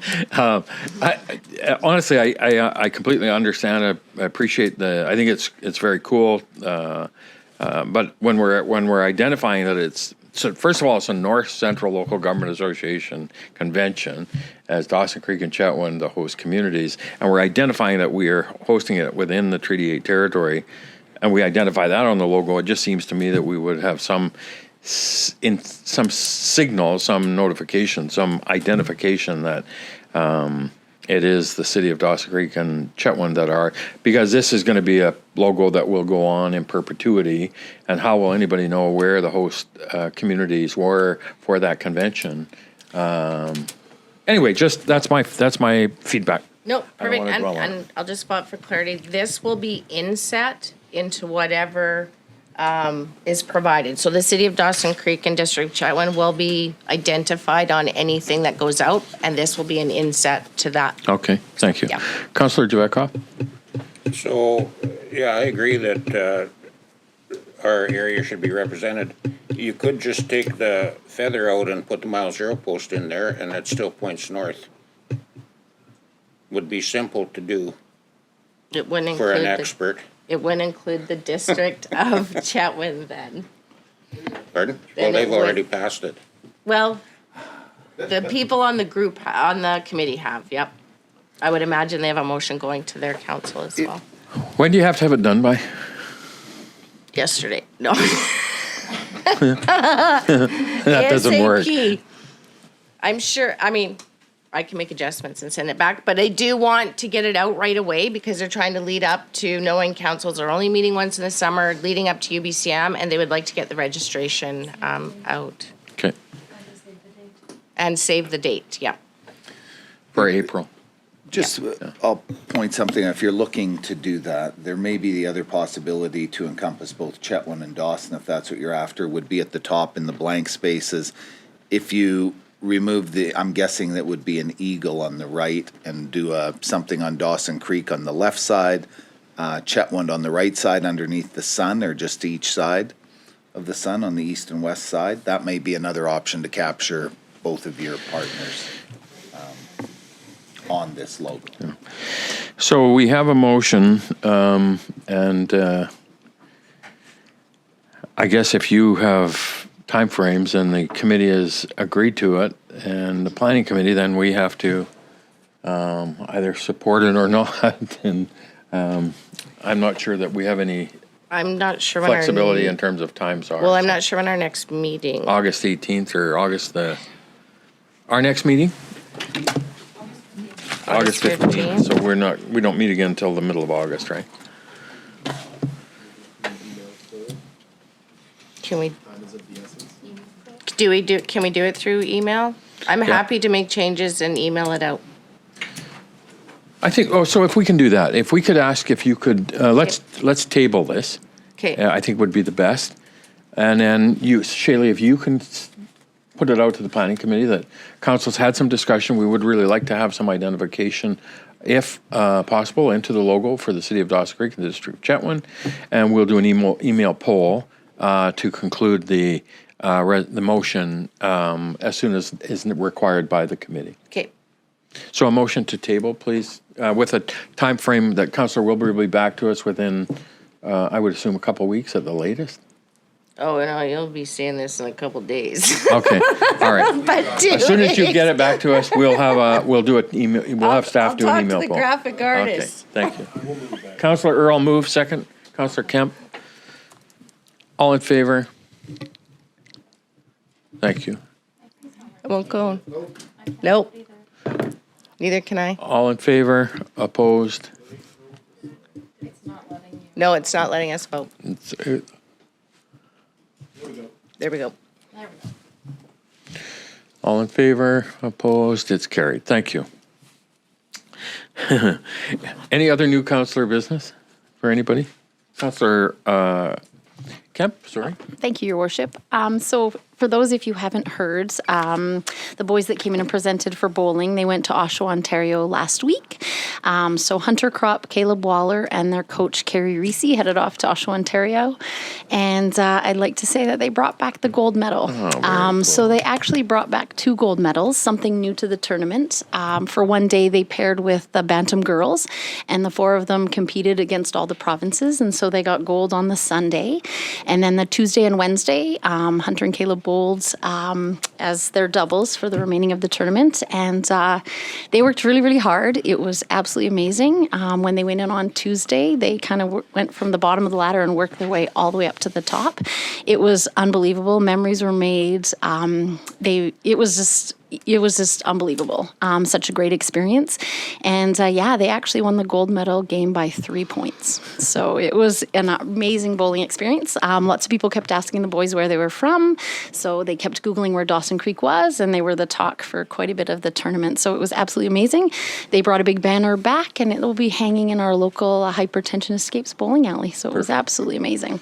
Awesome. So good for them, 2 gold medals. I also wanted to mention that I'll be seeking re-election as a councillor in the upcoming municipal election in October. So, Congratulations. Thank you, Amy. Good job. And congratulations to the boys. I think now that they've are successfully now the national champions, that we should make a date to invite them to the August meeting and give them the keys to the city or whatever it is we do when somebody wins the national championship. But congratulations to the boy. I was thrilled when I saw the announcement. So thank you for that.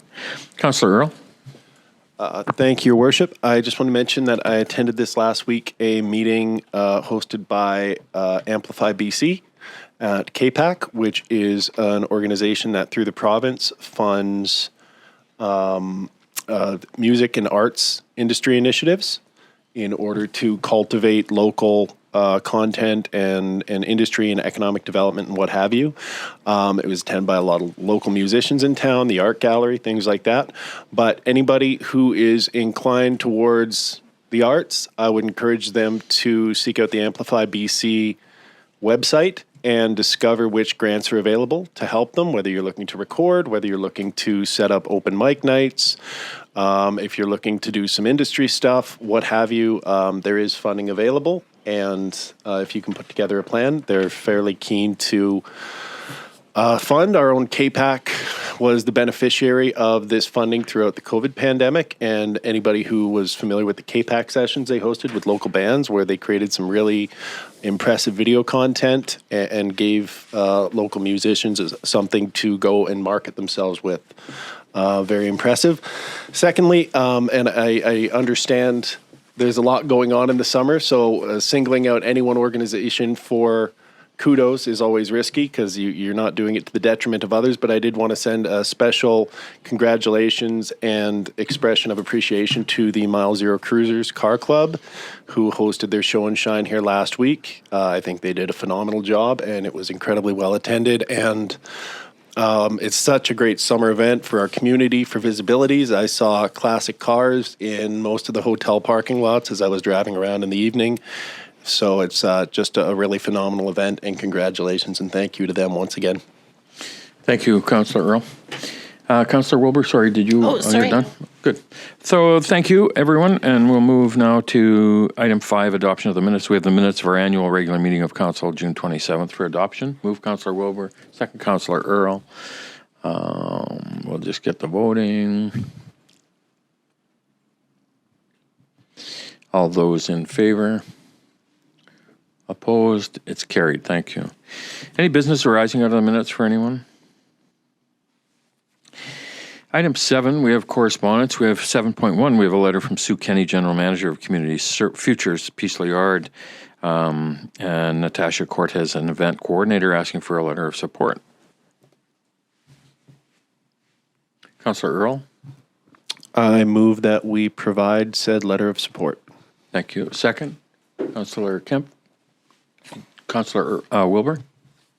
I just have concerns because the letter of support is to actually co-host the event, is what I read this as being asked. That is requesting your letter of support to co-host the first annual event.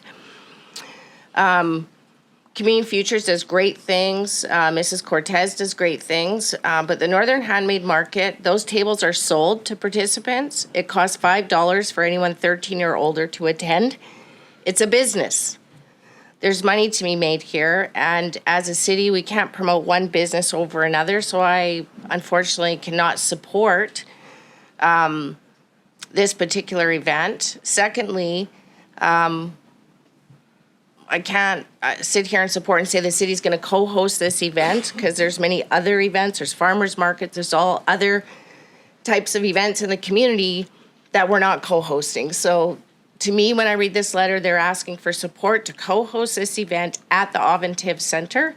So I will not be supporting the motion. And I think great on them, all the power to them. I do believe it can be ran the same way that the Northern Handmade Market is.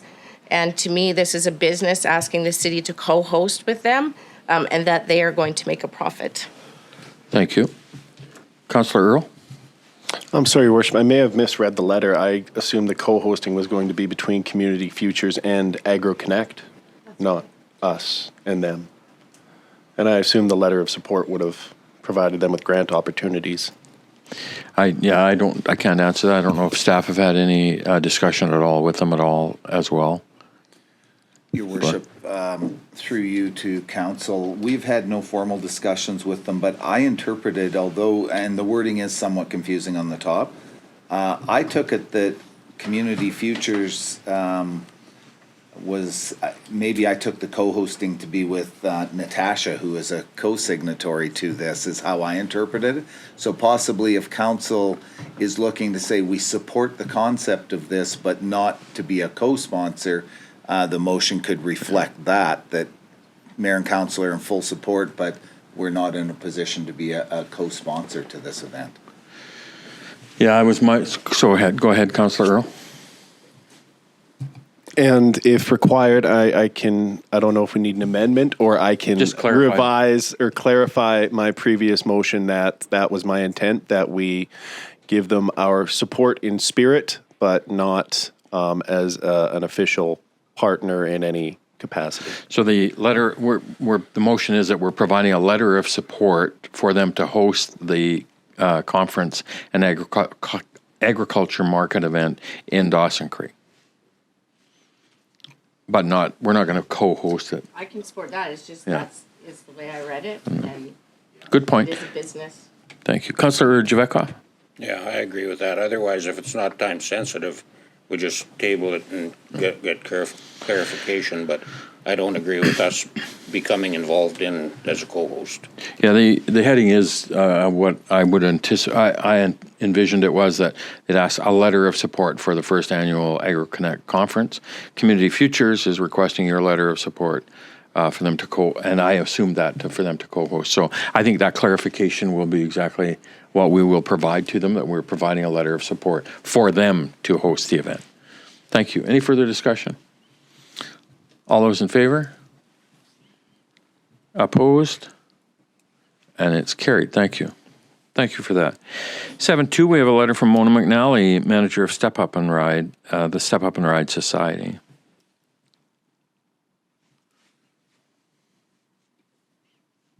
Councillor Wilbur? I will move that we receive for information. Thank you. Second, Councillor Earl. Discussion? Oh, no, sorry. All those in favor? Opposed? It's carried. Thank you. Reports, item 8.1, we have report number 22072 from the General Manager of Community Services regarding removal and restoration of a rotary lake request. Blair, I think you were... Yes, I'll step out on this one. Thank you.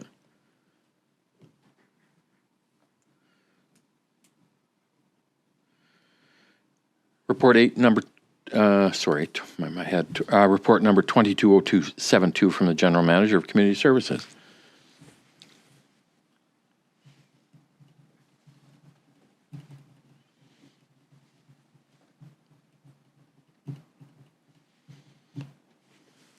Councillor Javetkov? I move that report number 22-072 from the General Manager of Community Services, removal and restoration of Rotary Lake be received. Further, the council award request for proposals 2022-24 removal and restoration of Rotary Lake to PC Oilfield Supplies Limited for the sum of $379,838 plus applicable taxes. Thank you. Do I have a seconder? Councillor Earl, discussion?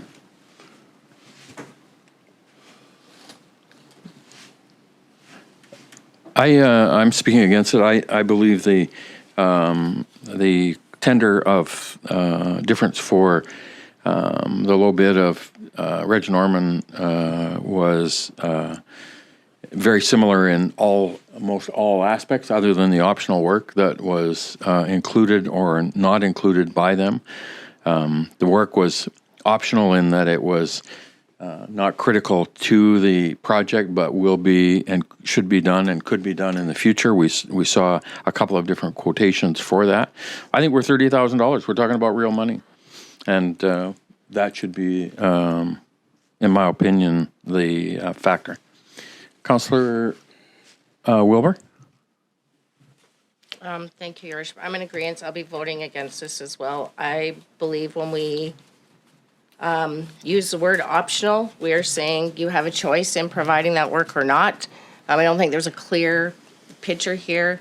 And money is money, and we've spent 4 years trying to save and make cuts, and so then out of the gate, we're not sticking to what we put in place, so I will be voting against this motion. Thank you. Further discussion? Councillor Javetkov, did you want to speak to it? You had your... Go ahead. Yeah, I support the motion. We've got two different aspects in there, and it isn't, we don't know that it's a saving, because if you choose one over the other, there's a chance that the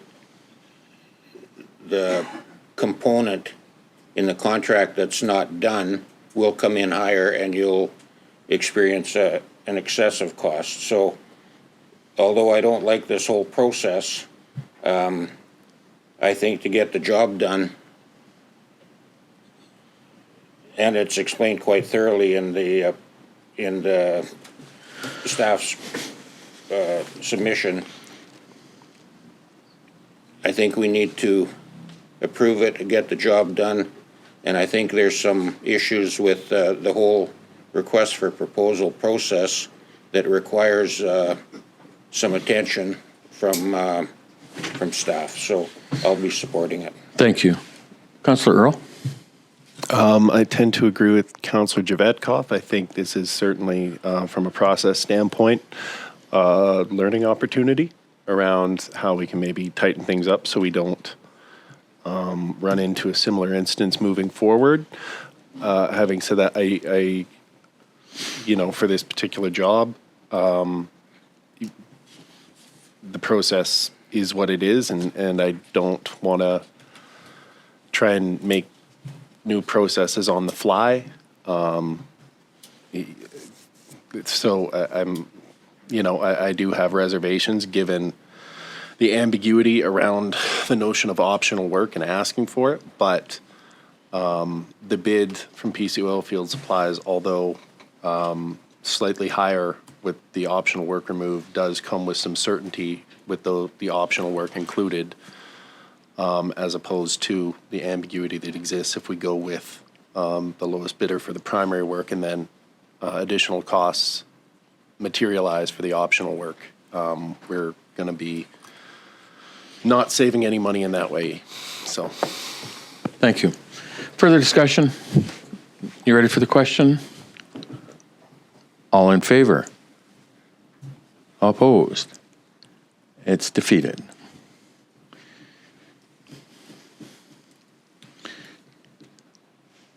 And so I need a motion.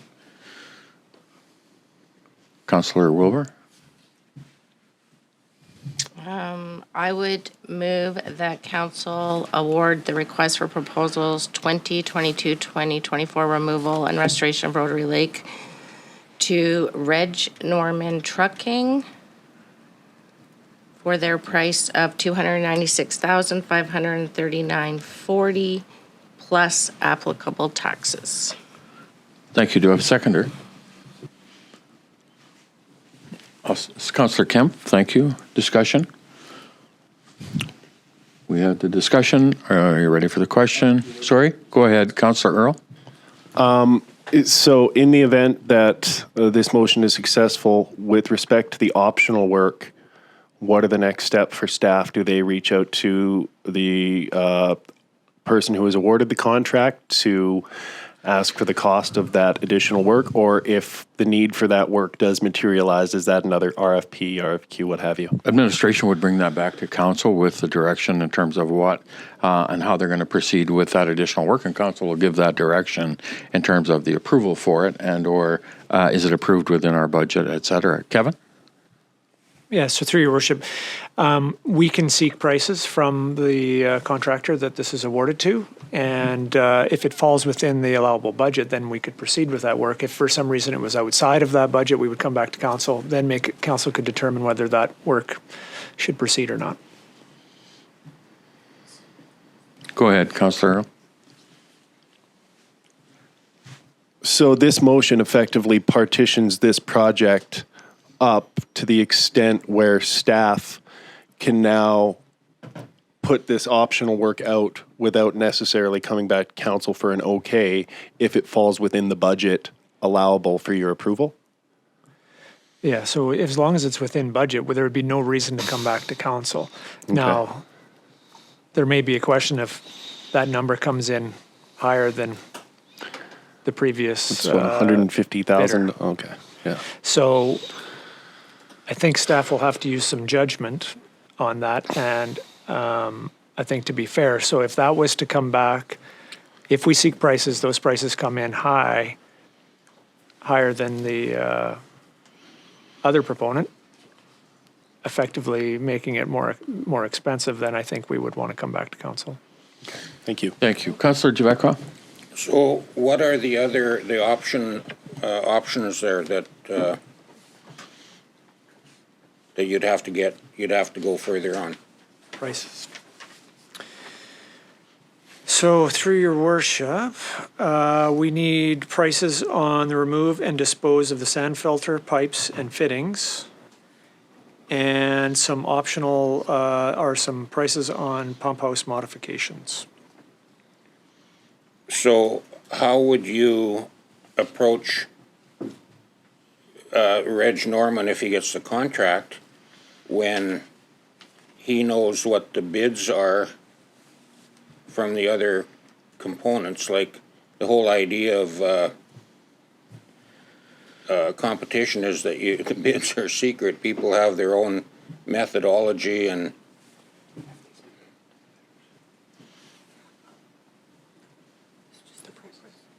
So through your worship, the itemized bids have not been released to the competitors. So they know the total price, but they don't know the individual pricing for so it each. hasn't been leaked? Well, not from me, not from staff, so I have no idea. But It seems doesn't come from us. pretty sketchy to me. I mean, the way this is to me, you would have to go out for competitive bids on the other options because you didn't get prices from Reg Norman. And just to give him the contract conflicts with the financial policy. Mm-hmm. And the whole bidding process, like it's a messed up deal. So I don't agree with it at all, but I'll be voting against this motion as well. We're voting on the approval of the contract, not on the optional work. And go ahead. So, Tim. sorry, I guess just to be clear then, what I'm hearing is that council's approving or voting to approve giving the work to Reg Norman Trucking minus the optional work. are you saying then, just so staff's clear, that we should not pursue the optional work? So I would assume that we would need to have some further follow-up discussion to ensure that the process that we go through now for awarding a tender is clarity, transparent, and fair to all. Okay. All we're awarding right now, in my view, is the contract for that prime work, not that optional work. And so we need to then ensure, as I think identified by Paul, we're approving the budget for that. And so I think we would then say, how are we going to move forward now with the optional work? And you guys bring that recommendation to us. Yeah, that's, through your worship, I think that's correct. So we'll take that, and before we were to proceed on anything, we'll make sure there's clarity and make sure we don't miss a step there. Thank you. And further questions of administration? Thank you. All those in favor? Opposed? It's carried. Thank you. Thank you, staff. Thank you, council. 8.2, we have report number 20. Oh, we should get Blair back in, please.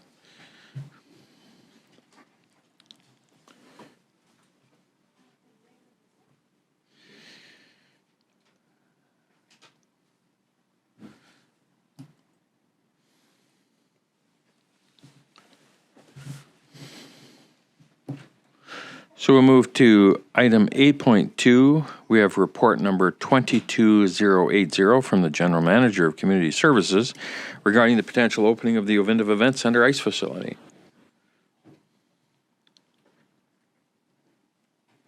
Do we want to have so prior to this, maybe if we can have administration and Shantae or Blair give us an update and an overview of this report and what it is we're recommending and why, rather than council getting into the motion. Shantae? Through your worship, what has happened, we are doing some capital work at Memorial Arena. And as you know, we brought the information back for the HVAC system because we were well over budget. So we came back and we started that project a little bit later than what we had expected, with some delays on the dehumidifiers coming in. We expect that we would not have the memorial open until October 31st.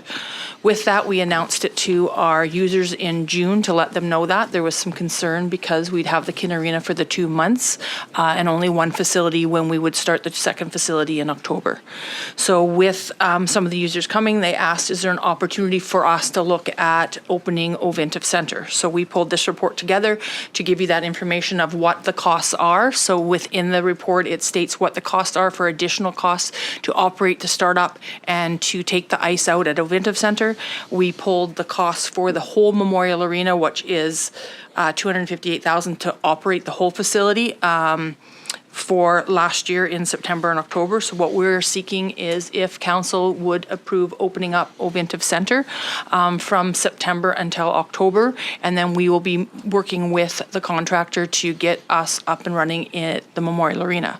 Should that the dehumidifiers not come in, and we'll make that decision in October, then we would look at putting those dehumidifiers at a different time in December to open those up.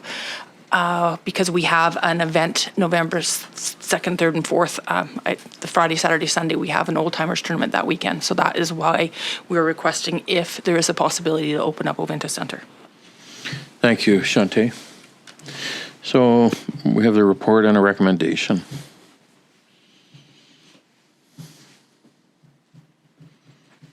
Councillor Wilbur?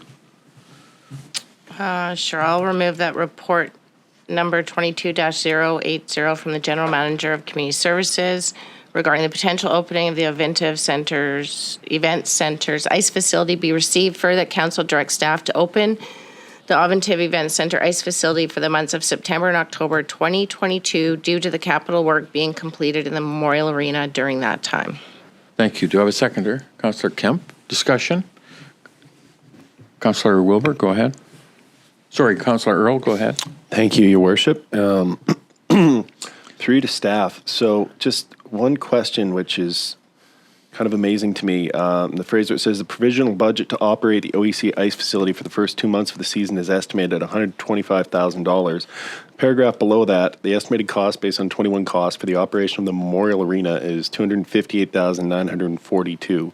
Are we comparing apples to apples on that one, or are we just talking about the cost of the respective? Okay, good, because I was about to say, we could have saved ourselves some money through the pandemic having ice at the OEC if it costs half as much. And I don't imagine that's the case, but that's how it read to me, so I was hoping for some clarification. 58,000 has all of our costs involved in there, which has repairs and maintenance, all that information in there. It also has the cost of us operating the curling rink, which is about $7,100 in utility fees, which is included in that 258,000. The cost is for the 125,000 is just for Oventive staff to do the ice. That does not include the management fee that they have as well. It's just for the staff that they're going to need to bring in. Thank you. Go ahead, Councillor Earl. Thank you, Your Worship. So do we have, I assume this is going to come at a net increase to the, it's going to be above and beyond what we'd normally budget for ice in the Memorial. Do we have a number for what that's going to be, or an approximate figure? Through your worship, I don't have an exact figure. That's why I put the stuff in there. So what happens is that we will not have utilities running in the Memorial Arena. We will not have necessarily all the staff working in Memorial Arena. We'll have the staff, so it will be shut down like we do operate in the summer. So the fees will be, the cost will be reduced for Memorial Arena. What we will be paying for is like we did in 2015. We paid for the operation of the facility of the Oventive Center, and then we bring in all the revenue for the ice. The cost would remain the same. Okay. Continue of the rental of the ice. And I hope, does that clarify your? Somewhat. I'm just trying to get a dollar figure on what the difference is between providing this versus providing the Memorial and what that, but I understand you can't have an exact figure, but based on previous, it's just nice to know if we're okaying an additional $50,000 for ice services this year, that we, as representatives of taxpayers, be apprised of that prior to making the decision. Through your worship, with working with the numbers, we used the $125,000 and the cost of the revenue within that. It would be comparable. That's what we're believing, but we will still have some costs that will still continue on. There'll be a comparable. There might be a small percentage higher. And once we figure that out, we will. Fortunately, I don't have that exact number right now because I'm not sure what utilities. The utilities are going to be the biggest cost, and then the staffing cost. But Oventive staff is a non-union facility. They are quite a bit cheaper than our staff to operate. Thank you. Further comments, further questions?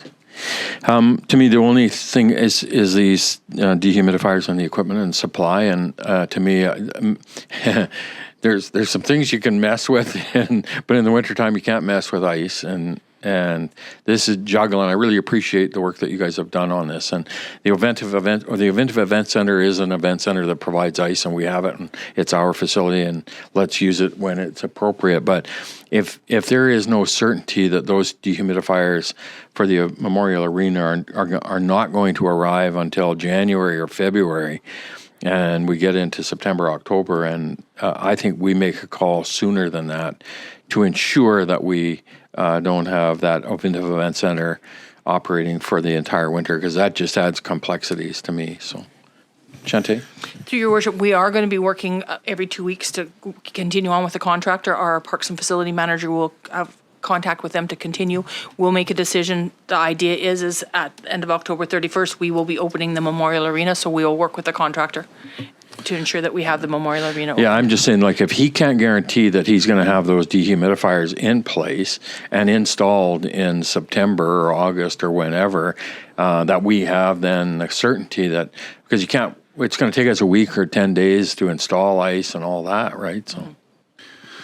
Your Worship, if I could jump in. So certainly supply chain issues are something everybody's facing out there, and they are not in yet, as I understand it. If come near the end of August, the last week of August, we still are in a position where those dehumidifiers are not in, we're going to have to make a decision. We can't wait and all of a sudden be over October. So there is a real possibility that project will not move ahead in the Memorial until we know exactly when those dehumidifiers are here. So we'll be very cognizant of that. The Ovento Center will open if we have a guarantee that those will be installed and they are in. We're not waiting for them. Good. So good that we have that second ice facility and we need it. And how cool is it that we have that option to be able to do that for our community? But yeah, thank you for that. Any further comments? All those in favor? Opposed? And it's carried. Thank you. 8.3, we have report number 22082 from the Recreation Manager regarding the purchase of the indoor sport flooring.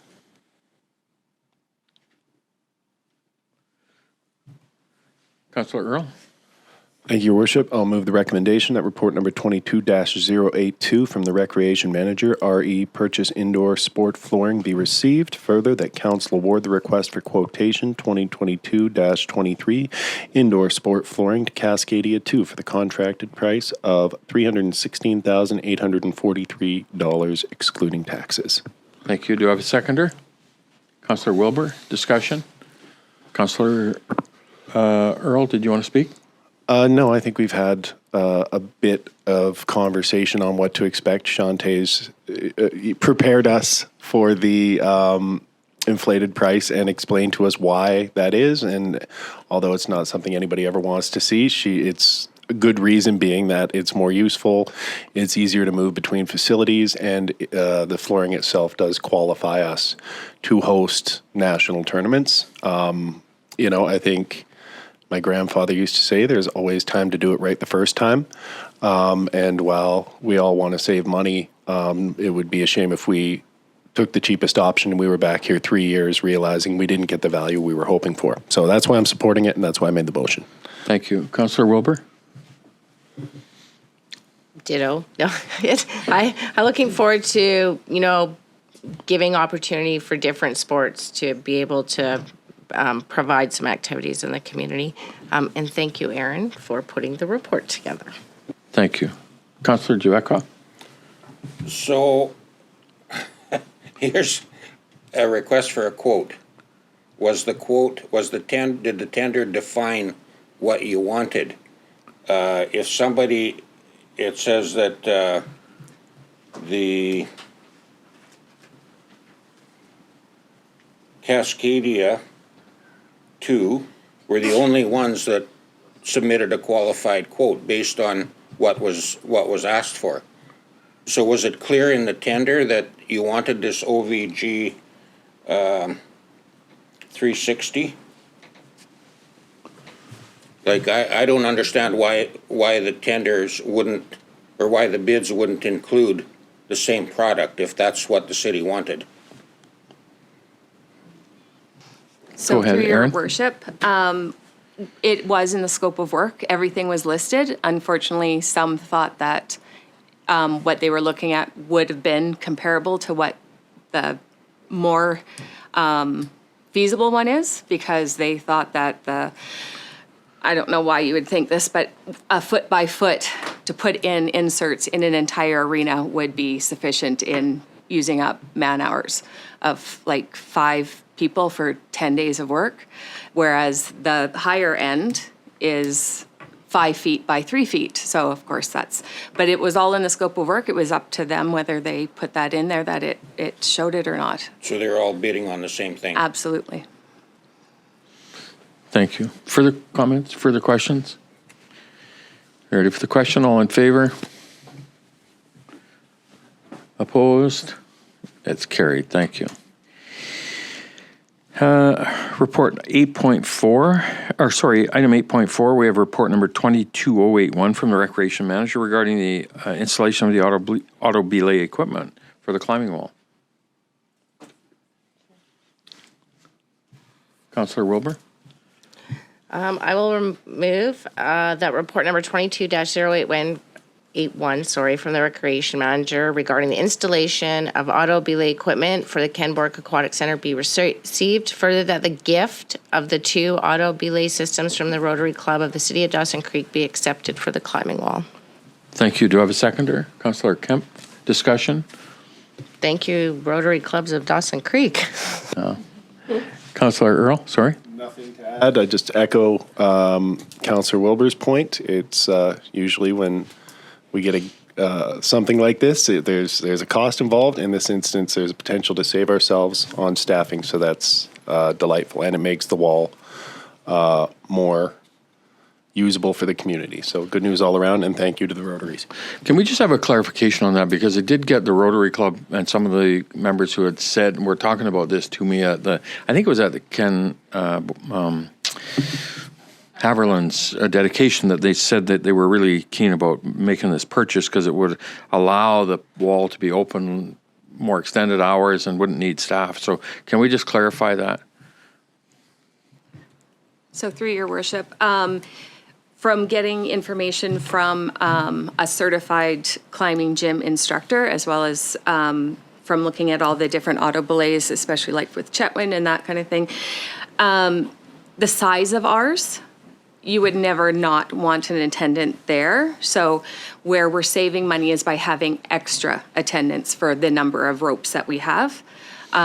Because there is the security of somebody not being clipped in properly, and even a established climber can make that mistake and not clip in. And I was just looking up some statistics, and it does happen. And with our gym being 48 feet tall, I would hate to be the one who is letting everybody, because you do still need orientation and that type of thing. But when it comes to multiple use, we would only need one attendant compared to 4. Awesome. Thank you for that, Aaron. Further discussion? Are you ready for the question? All in favor? Opposed? And it's carried. Thank you. Item 8.5, we have report number 22078 from the General Manager of Community Service regarding City Hall exterior lighting.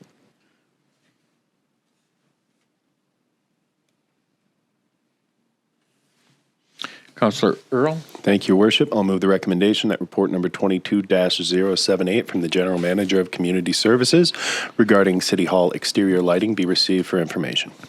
Thank you. Seconded, Councillor Wilbur. All those in favor? Opposed?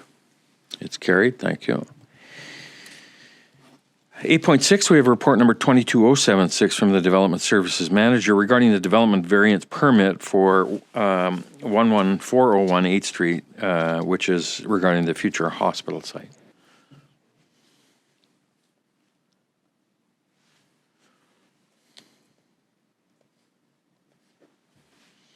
Councillor Earl.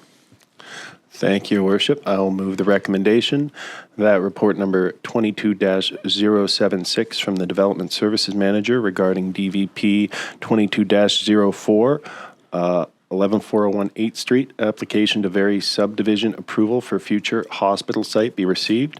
Further, that development variance permit number 22-04 for 11401 8th Street be issued, allowing construction and installation of all works and services required to be completed at the owner's expense after the approving officer approves of the subdivision and during construction of the project, only if the hospital project proceeds. Thank you. Do I have a seconder?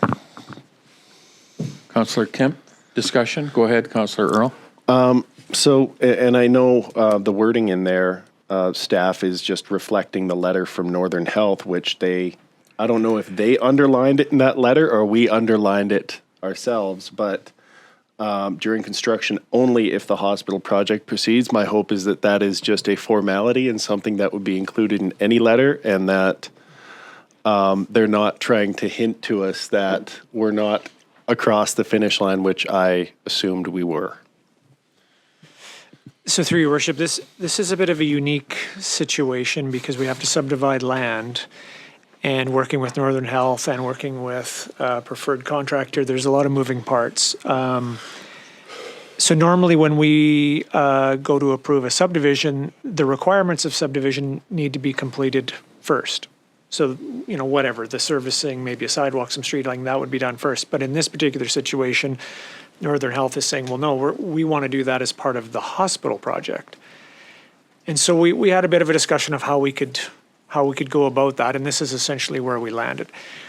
Of course, Northern Health doesn't want to be committed to doing improvements to a parcel of land if the hospital is never to proceed. Now, I don't think that there's risk of that, but that was essentially their position. And so we're also protected because from our standpoint, we don't want to subdivide a piece of land and have something occur where the required services are never completed, and then you've got a stranded piece of land that this particular piece of property will, if it proceeds, it'll only ever be used for a hospital site and nothing more. So there's no risk to us.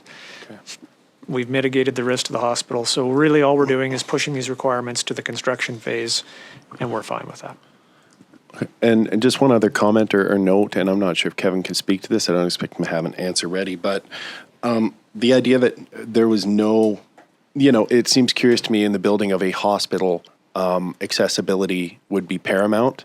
So to not anticipate budgeting for a sidewalk, it just seems curious to me. I mean, I get in some projects it might not be top of mind for people, but of all the places to not budget for accessible amenities, a hospital seems. So they have, my understanding is they've budgeted for sidewalk just on the portion of property that the hospital will go on itself, so just anything fronting that.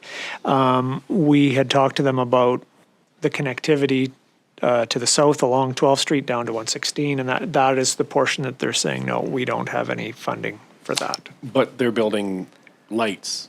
They do have funding for lights along that. No, lights only for the frontage of their property along 12th, so not the whole distance. Thank you for that. It's our requirement under the subdivision development that we're going to connect 116th on the 12th, and they're saying, wait a minute, it's not our gig to build a sidewalk for that whole thing. We say, yeah, your subdivision, we want it connected. So. Yeah.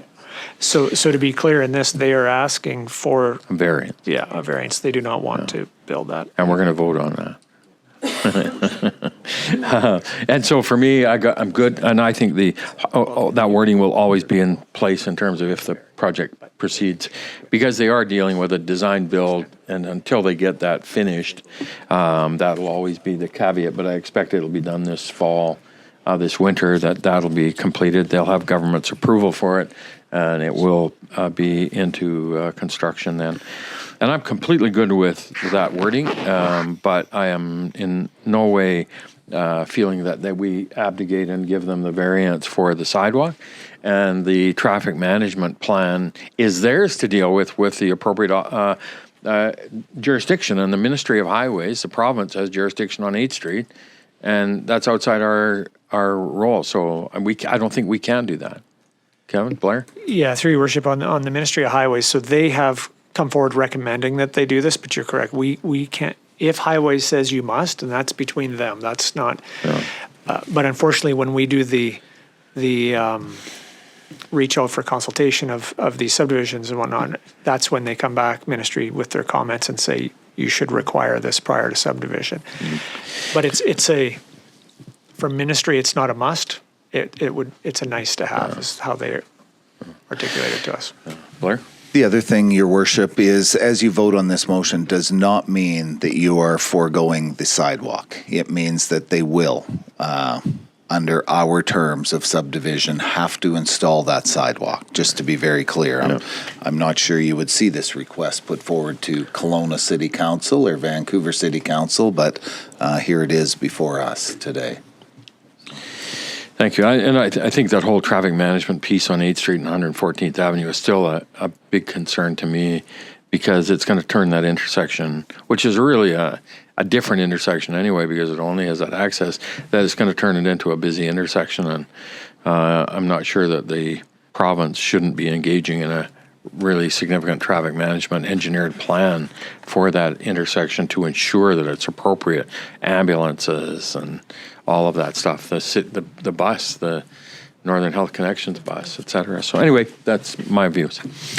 Any further discussion? You ready for the question? All in favor? Opposed? It's carried. Thank you.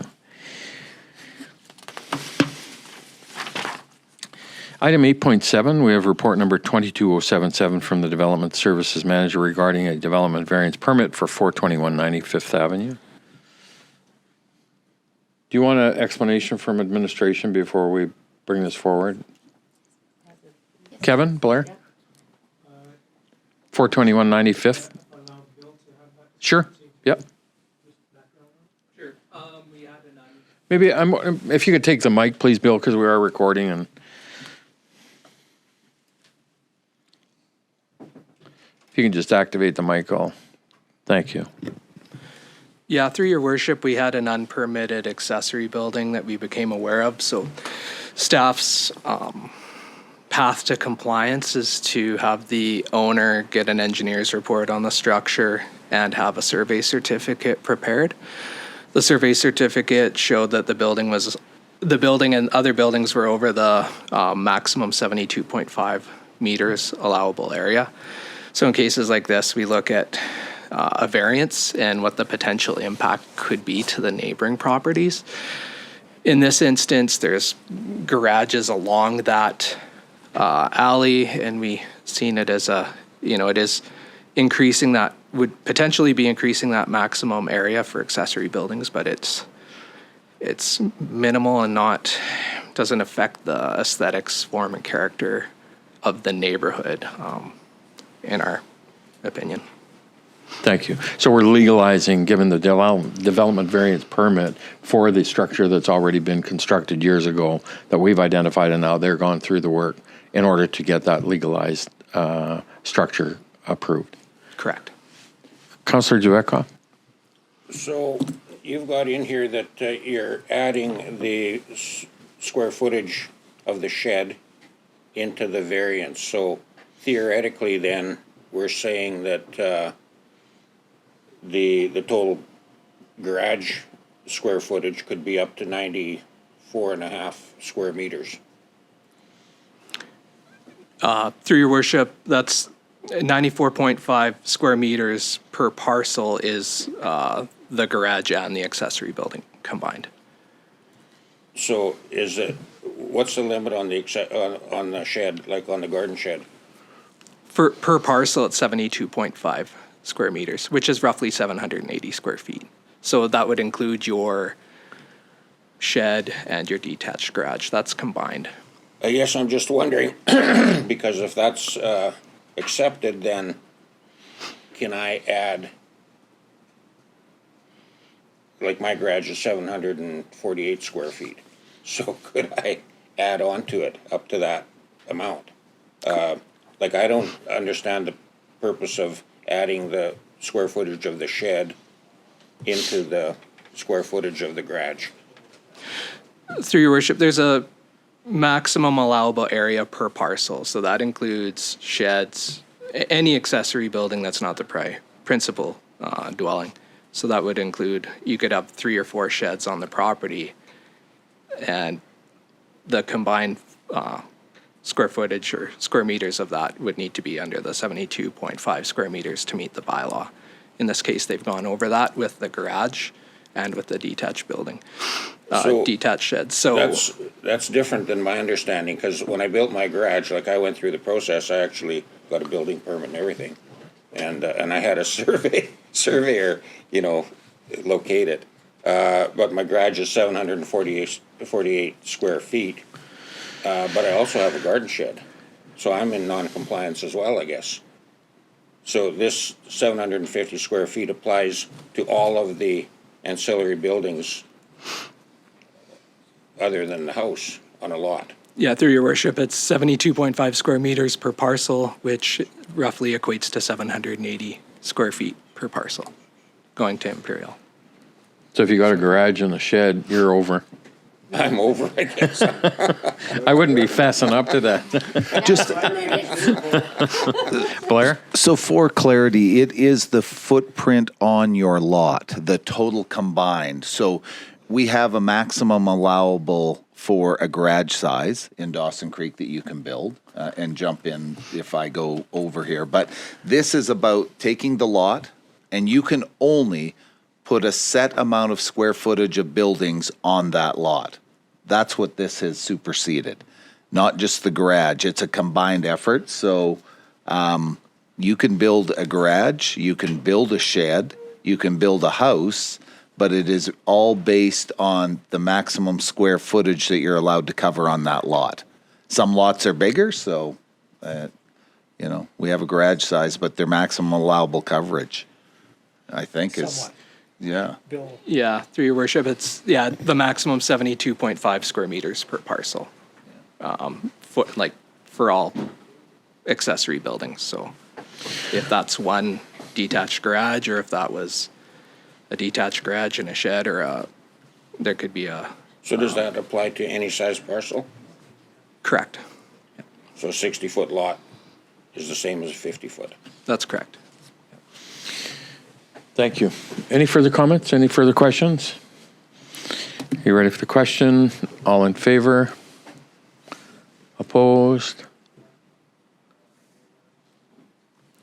It's carried. Thank you. We've got them all.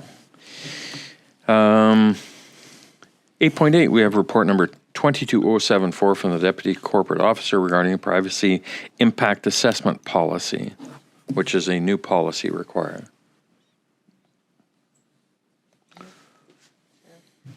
Councillor Wilbur? Yep. I'll I will move report number, I need lunch, 22-074 from the Deputy Corporate Officer regarding privacy impact assessment policy be received. Further, that the privacy impact assessment policy attached to this report be approved and adopted pending a 30-day review period. Thank you. Second, Councillor Kemp. Any discussion? You ready for the question? All in favor? Opposed? It's carried. Thank you. 8.9, we have report number 22079 from the Chief Financial Officer regarding the 2022 property tax collection results. Oh, I guess I'm still on. Councillor Kemp? Thank you, Your Worship. I'll move the recommendation, the report number 22-079 from the Chief Financial Officer regarding 2022 property tax collection, be received for information. Thank you. Second? Councillor Wilbur? Sorry, I didn't close that off. All those in favor? Opposed? Sorry, we went fast. All those in favor? Opposed? That's carried. Thank you. And 8.10, we have report number 22085 from the Chief Administrative Officer regarding the city-owned property at 1608 106th Avenue.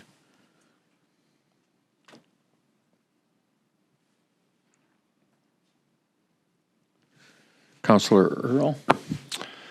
Thank you, Your Worship. I will move the recommendation that report number 22-085 from the Chief Administrative Officer, RE City-Owned Property at 1608 106th Avenue be received. Further, that administration be directed to work with Northern Health to develop an accommodation agreement that will provide 1608 106th Avenue as a housing option for locums and agency nurses working in Dawson Creek or other healthcare professionals from outside the city of Dawson Creek who are providing services that may need temporary accommodation. Thank you. Do I have a seconder? Councillor Kemp, discussion? Just to add, this is kind of a new thing we're proposing here. So there's some unknowns that you always have to be cognizant of and proactive about heading off. But certainly it's a commitment of this council. And I don't know any city that isn't struggling with some of the same challenges we are around attracting and retaining and providing consistent quality healthcare to our residents. Healthcare is primarily within the purview of the province, but there are things that we can do to support it. And I hope this is an effective thing we can do to support it. So I'm happy to move the motion. Thank you. Councillor Dueca? So was there a formal inspection done of the house? Blair? Like a building inspector? No. Because that would concern me. This is not a recently built house. I believe it's back in the 60s that it was built. And if we haven't done an inspection, we don't know, like there could be electrical issues, there could be plumbing issues. So there's a lot of unknowns if those, if there's something comes up. So in your discussions with Northern Health, will they be responsible for improvements like, anything that comes up construction-wise? All of that is yet to be determined. That would be through discussions with Northern Health. This would come back before council. So this is just approval in principle? Yes, very much so, to pursue the concept of looking at this. So. I've had, and so I've taken obviously a little bit of a role here in terms of working with Northern Health and some of the local physicians who are really scrambling with locums, and specialty services are very optimistic about this, having this as an opportunity and an option. And so I'm doing some work on it to do exactly that. We've toured the house. It's very well maintained. Obvious that the people have was their home and they new furnaces and their new hot water heater. It's very, very modern and appliances, so it won't be an onerous task to transition it. But your point's a good one in terms of making sure that there aren't anything. And I think, to me, the objective we want to have is ensure we have a partnership agreement where we have somebody in there, minimize the risk to us in terms of maintaining and heating and having a property sitting vacant, as well as now building the opportunity of healthcare and supporting locums and agency nurses who are struggling right now with finding accommodation. So it could be a very positive win-win for us, and we'll move that forward. Maybe a new place for the snow house. Yeah. Any further discussion on, you ready for the question? All in favor? Opposed? It's carried. Thank you. So with that, we're at noon. We'll take a really a half-hour break. We're close to being completed, so we'll have our lunch break and then get back at around 12:30 and finish off. Thank you, everybody. Order to our regular meeting. And I just got to go back to 8.7, report number 22077. Apparently, we didn't get a motion on that, so if I can ask council for a motion on that combined area of recovery or accessory structure, please. Councillor Earl. Thank you, Your Worship. I will move the recommendation that report number 22-077 from the Development Services Manager regarding development variance permit 22-05, 421 95th Avenue, combined area of accessory structures be received. Further, that development variance permit number 22-05 for 421 95th Avenue be issued, varying the total combined floor area of accessory buildings and accessory structures from 72.5 square meters per parcel to 94.5 square meters. Thank you. Second, Councillor Wilbur. We had the discussion. Are you ready for the question? All in favor? Opposed? And it's carried. Thank you. Thank you for that, staff. On to now bylaws, item 9.1. We have report number 22083 from the Development Services Manager regarding the OCP amendment bylaw 4536 for consideration of third reading and adoption. Councillor Wilbur, first move, second. Councillor Kemp, thank you, seconded. Any discussion? Ready for the question? All in favor? Opposed? And it's carried. Thank you. 9.2, we did have the requirement by the Ministry of Transportation to have the traffic impact analysis done. And so from that perspective, we can't move on the completion of the zoning amendment bylaw. And so at this point, I think we would just move to table this item until such time as that it has been completed, and then it will be brought back to council for final consideration at that point. So do we just need a motion to table then, Joel?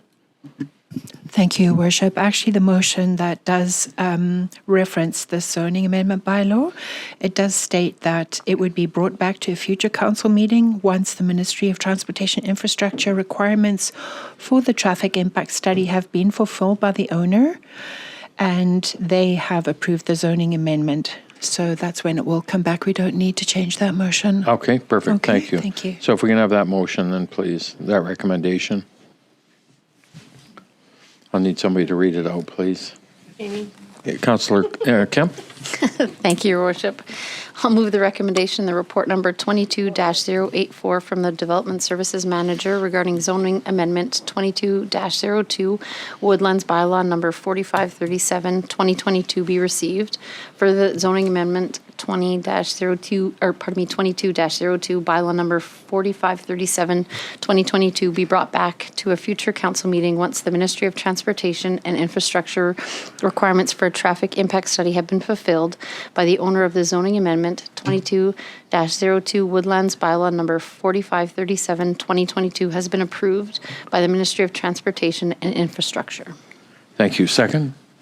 Councillor Wilbur, thank you. Any discussion?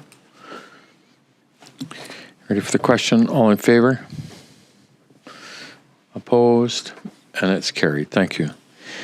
That concludes our bylaws. And so now on to item 10, Mayor's Business. We had a delegation from TC Energy. We had no request or action as a result of that, just information. 10.2 was the delegation from the Ovintiv Event Center, the 2021 annual report. Again, I don't believe there was any request or direction required. Our next delegation, Northern Health, on the OPS services, and I don't know that there was a specific request in there other than wanting to pursue and ensure that they were communicating with us. I think the message to me is one that perhaps this is an opportunity for us to reach back to Northern Health and say, listen, if you're operating this facility, we need a much higher level of engagement with our community and with the community in terms of how and what is being proposed and how can we move forward in ensuring it's done in an appropriate level that engages our community, and say, look, we'd be happy to participate in that. I would certainly be happy to do that, but Administration Blair? Your Worship, dealing with two different ones. This is the OPS site over with Nawakan. Yes, that's their right. 10-bed. As it stands, as I indicated earlier, there was no communication with City Hall or yourselves based on we were going to put it in. We are now aware that it's there. I think it would be important to understand what their staffing levels are, what their hours of operation are going to be, because we have heard significant concern from that area. I think the only challenge I would see, Your Worship, is now going out to engage the area and the public that live around it after the fact may be very challenging. And if the surrounding area is not supportive, is it a position that we would then enter discussions to have them find a better location?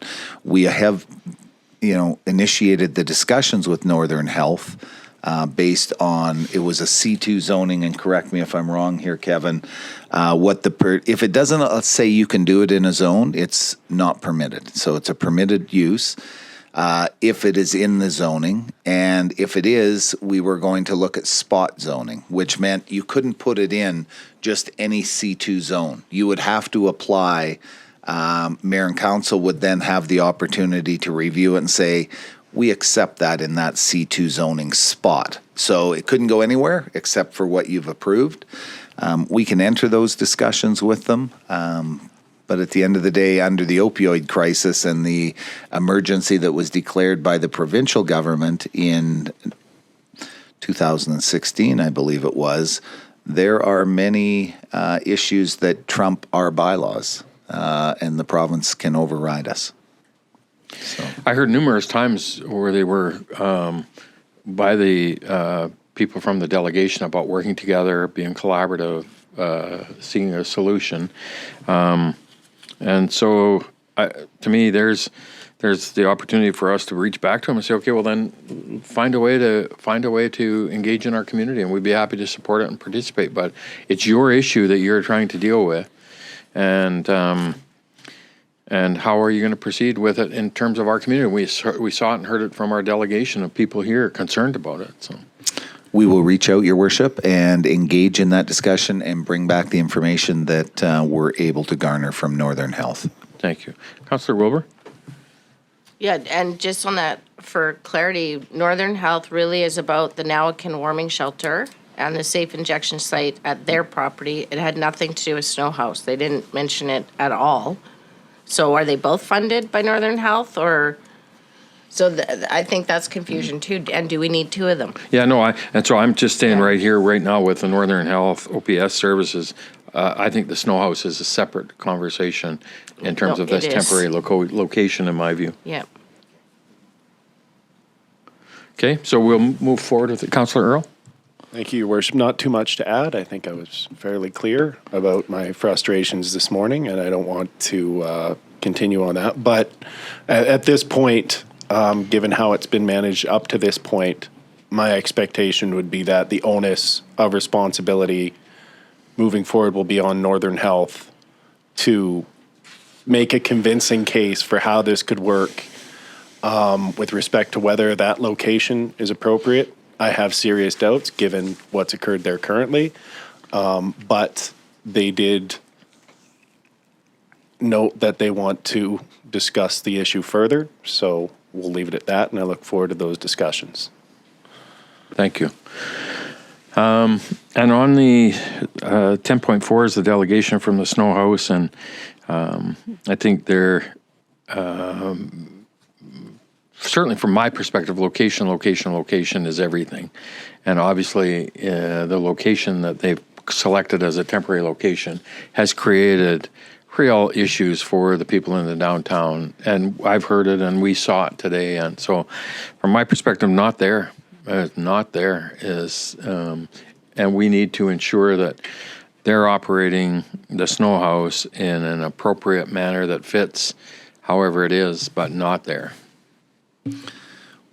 We will, I think that has been clear. We have a stop work order on the work they had done. They have removed the gazebo now that was partially erected in behind the facility. I will let you know that we have received a legal letter from Pivot Legal Society that they have engaged, questioning our ability to tell them where they can operate. We will deal with that on behalf of the city. But regardless, and this is what we've had in these discussions, whether there is the ability to operate someone legally, if you don't have the support of your mayor and council or the community to deal with such a serious issue, I think you're behind the eight ball. So we have made it clear that that is not the location. Should Snow House come forward and offer up some alternatives and want to enter that discussion, we are more than happy to have that discussion with them. And or if they want to meet with us to talk about it further in terms of where there might be some opportunities for a temporary location, I'd be happy to try to help and facilitate in any way we can. We will let them know the determination of the board and see if they are willing to entertain that discussion. Thank you. And the last item I just want to touch on, or two really briefly, and Councillor Earl mentioned it, the Mile Zero Cruisers, and what a great weekend they had a couple weekends ago. And downtown was full. I couldn't believe it when I drove by earlier that morning, and downtown was packed with people, and how good it was. And there's an organization that really, I think we give them the barricades or maybe help with some barricades, and very, very little in terms of any support financially or from the city. And there it was just on fire downtown with vehicles and people and fun activities. So really congratulations and great job to the Mile Zero Cruisers for an amazing weekend for our community and region. The last item I want to raise a sad note. We learned that our old friend Bud Powell, city councilor for many years at the city of Dawson Creek, passed away in early July. Bud was a councilor for probably 10 plus years, from 1999 to 2001. Ran in the by-election for mayor in 2013, and really a strong community guy, and very, very diligent and passionate. He was the recipient of the Walter Smith Visionary Award for Tourism in 2010. And anybody that knew Bud or was around Bud knew that the Alaska Highway tourism model was his passion. He served on that well and represented our city and region tremendously in terms of that work that he did, and received the Queen Elizabeth Second Diamond Jubilee Medal in 2012. And so sad news when we heard the news that Bud had passed away, and we offer sincere condolences and prayers to his wife and family and all those that knew Bud. And that concludes the mayor's business for today. CAO update, Blair? Not a lot to report today, Your Worship, although I will comment on a meeting. I was in Victoria last week, went down to discuss the Peace River Agreement. Each year we have an annual meeting to go over how the document is working, how's the region dealing with the issues, along with Milo McDonald and Moira Green. Milo from Fort St. John, Moira from Taylor. We are the committee. We went down. It was a very favorable meeting. Covered a lot of ground, talked about the need for it from our perspective. The work that the government has done with the region. Again, there was an emphasis that it is a capital. This is not intended for a savings program. This money is intended for capital upgrades. We spoke, and I think it's fair to say Dawson Creek has made a shift in the direction to 70% to be used in capital, 30% in operations, and we've put a long-term plan in place to get there. We have said 2030 is our date. I think if we keep the trajectory and what we're doing in the city of Dawson Creek, we could very well be there by 2028, a couple of years early. Knock on wood, having said that. But again, well received. That direction was well received in Victoria. And again, a good news story for the Peace region. And we will move to the regional district at their next meeting to provide an update to the board as the PRA agreement is through the regional district. So any questions, I would answer those. But a very favorable meeting, and I was happy with the outcome. Thank you, Blair. Diary, nothing new to report on diary. Consent calendar, nothing. Strategic priorities, no updates. Media question.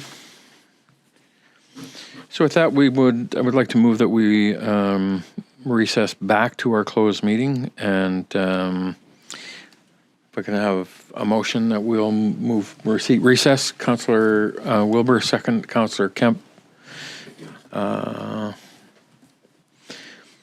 And thank you. We'll go back to closed and finish off. So we'll take a few minutes break to allow Carl to get his stuff done.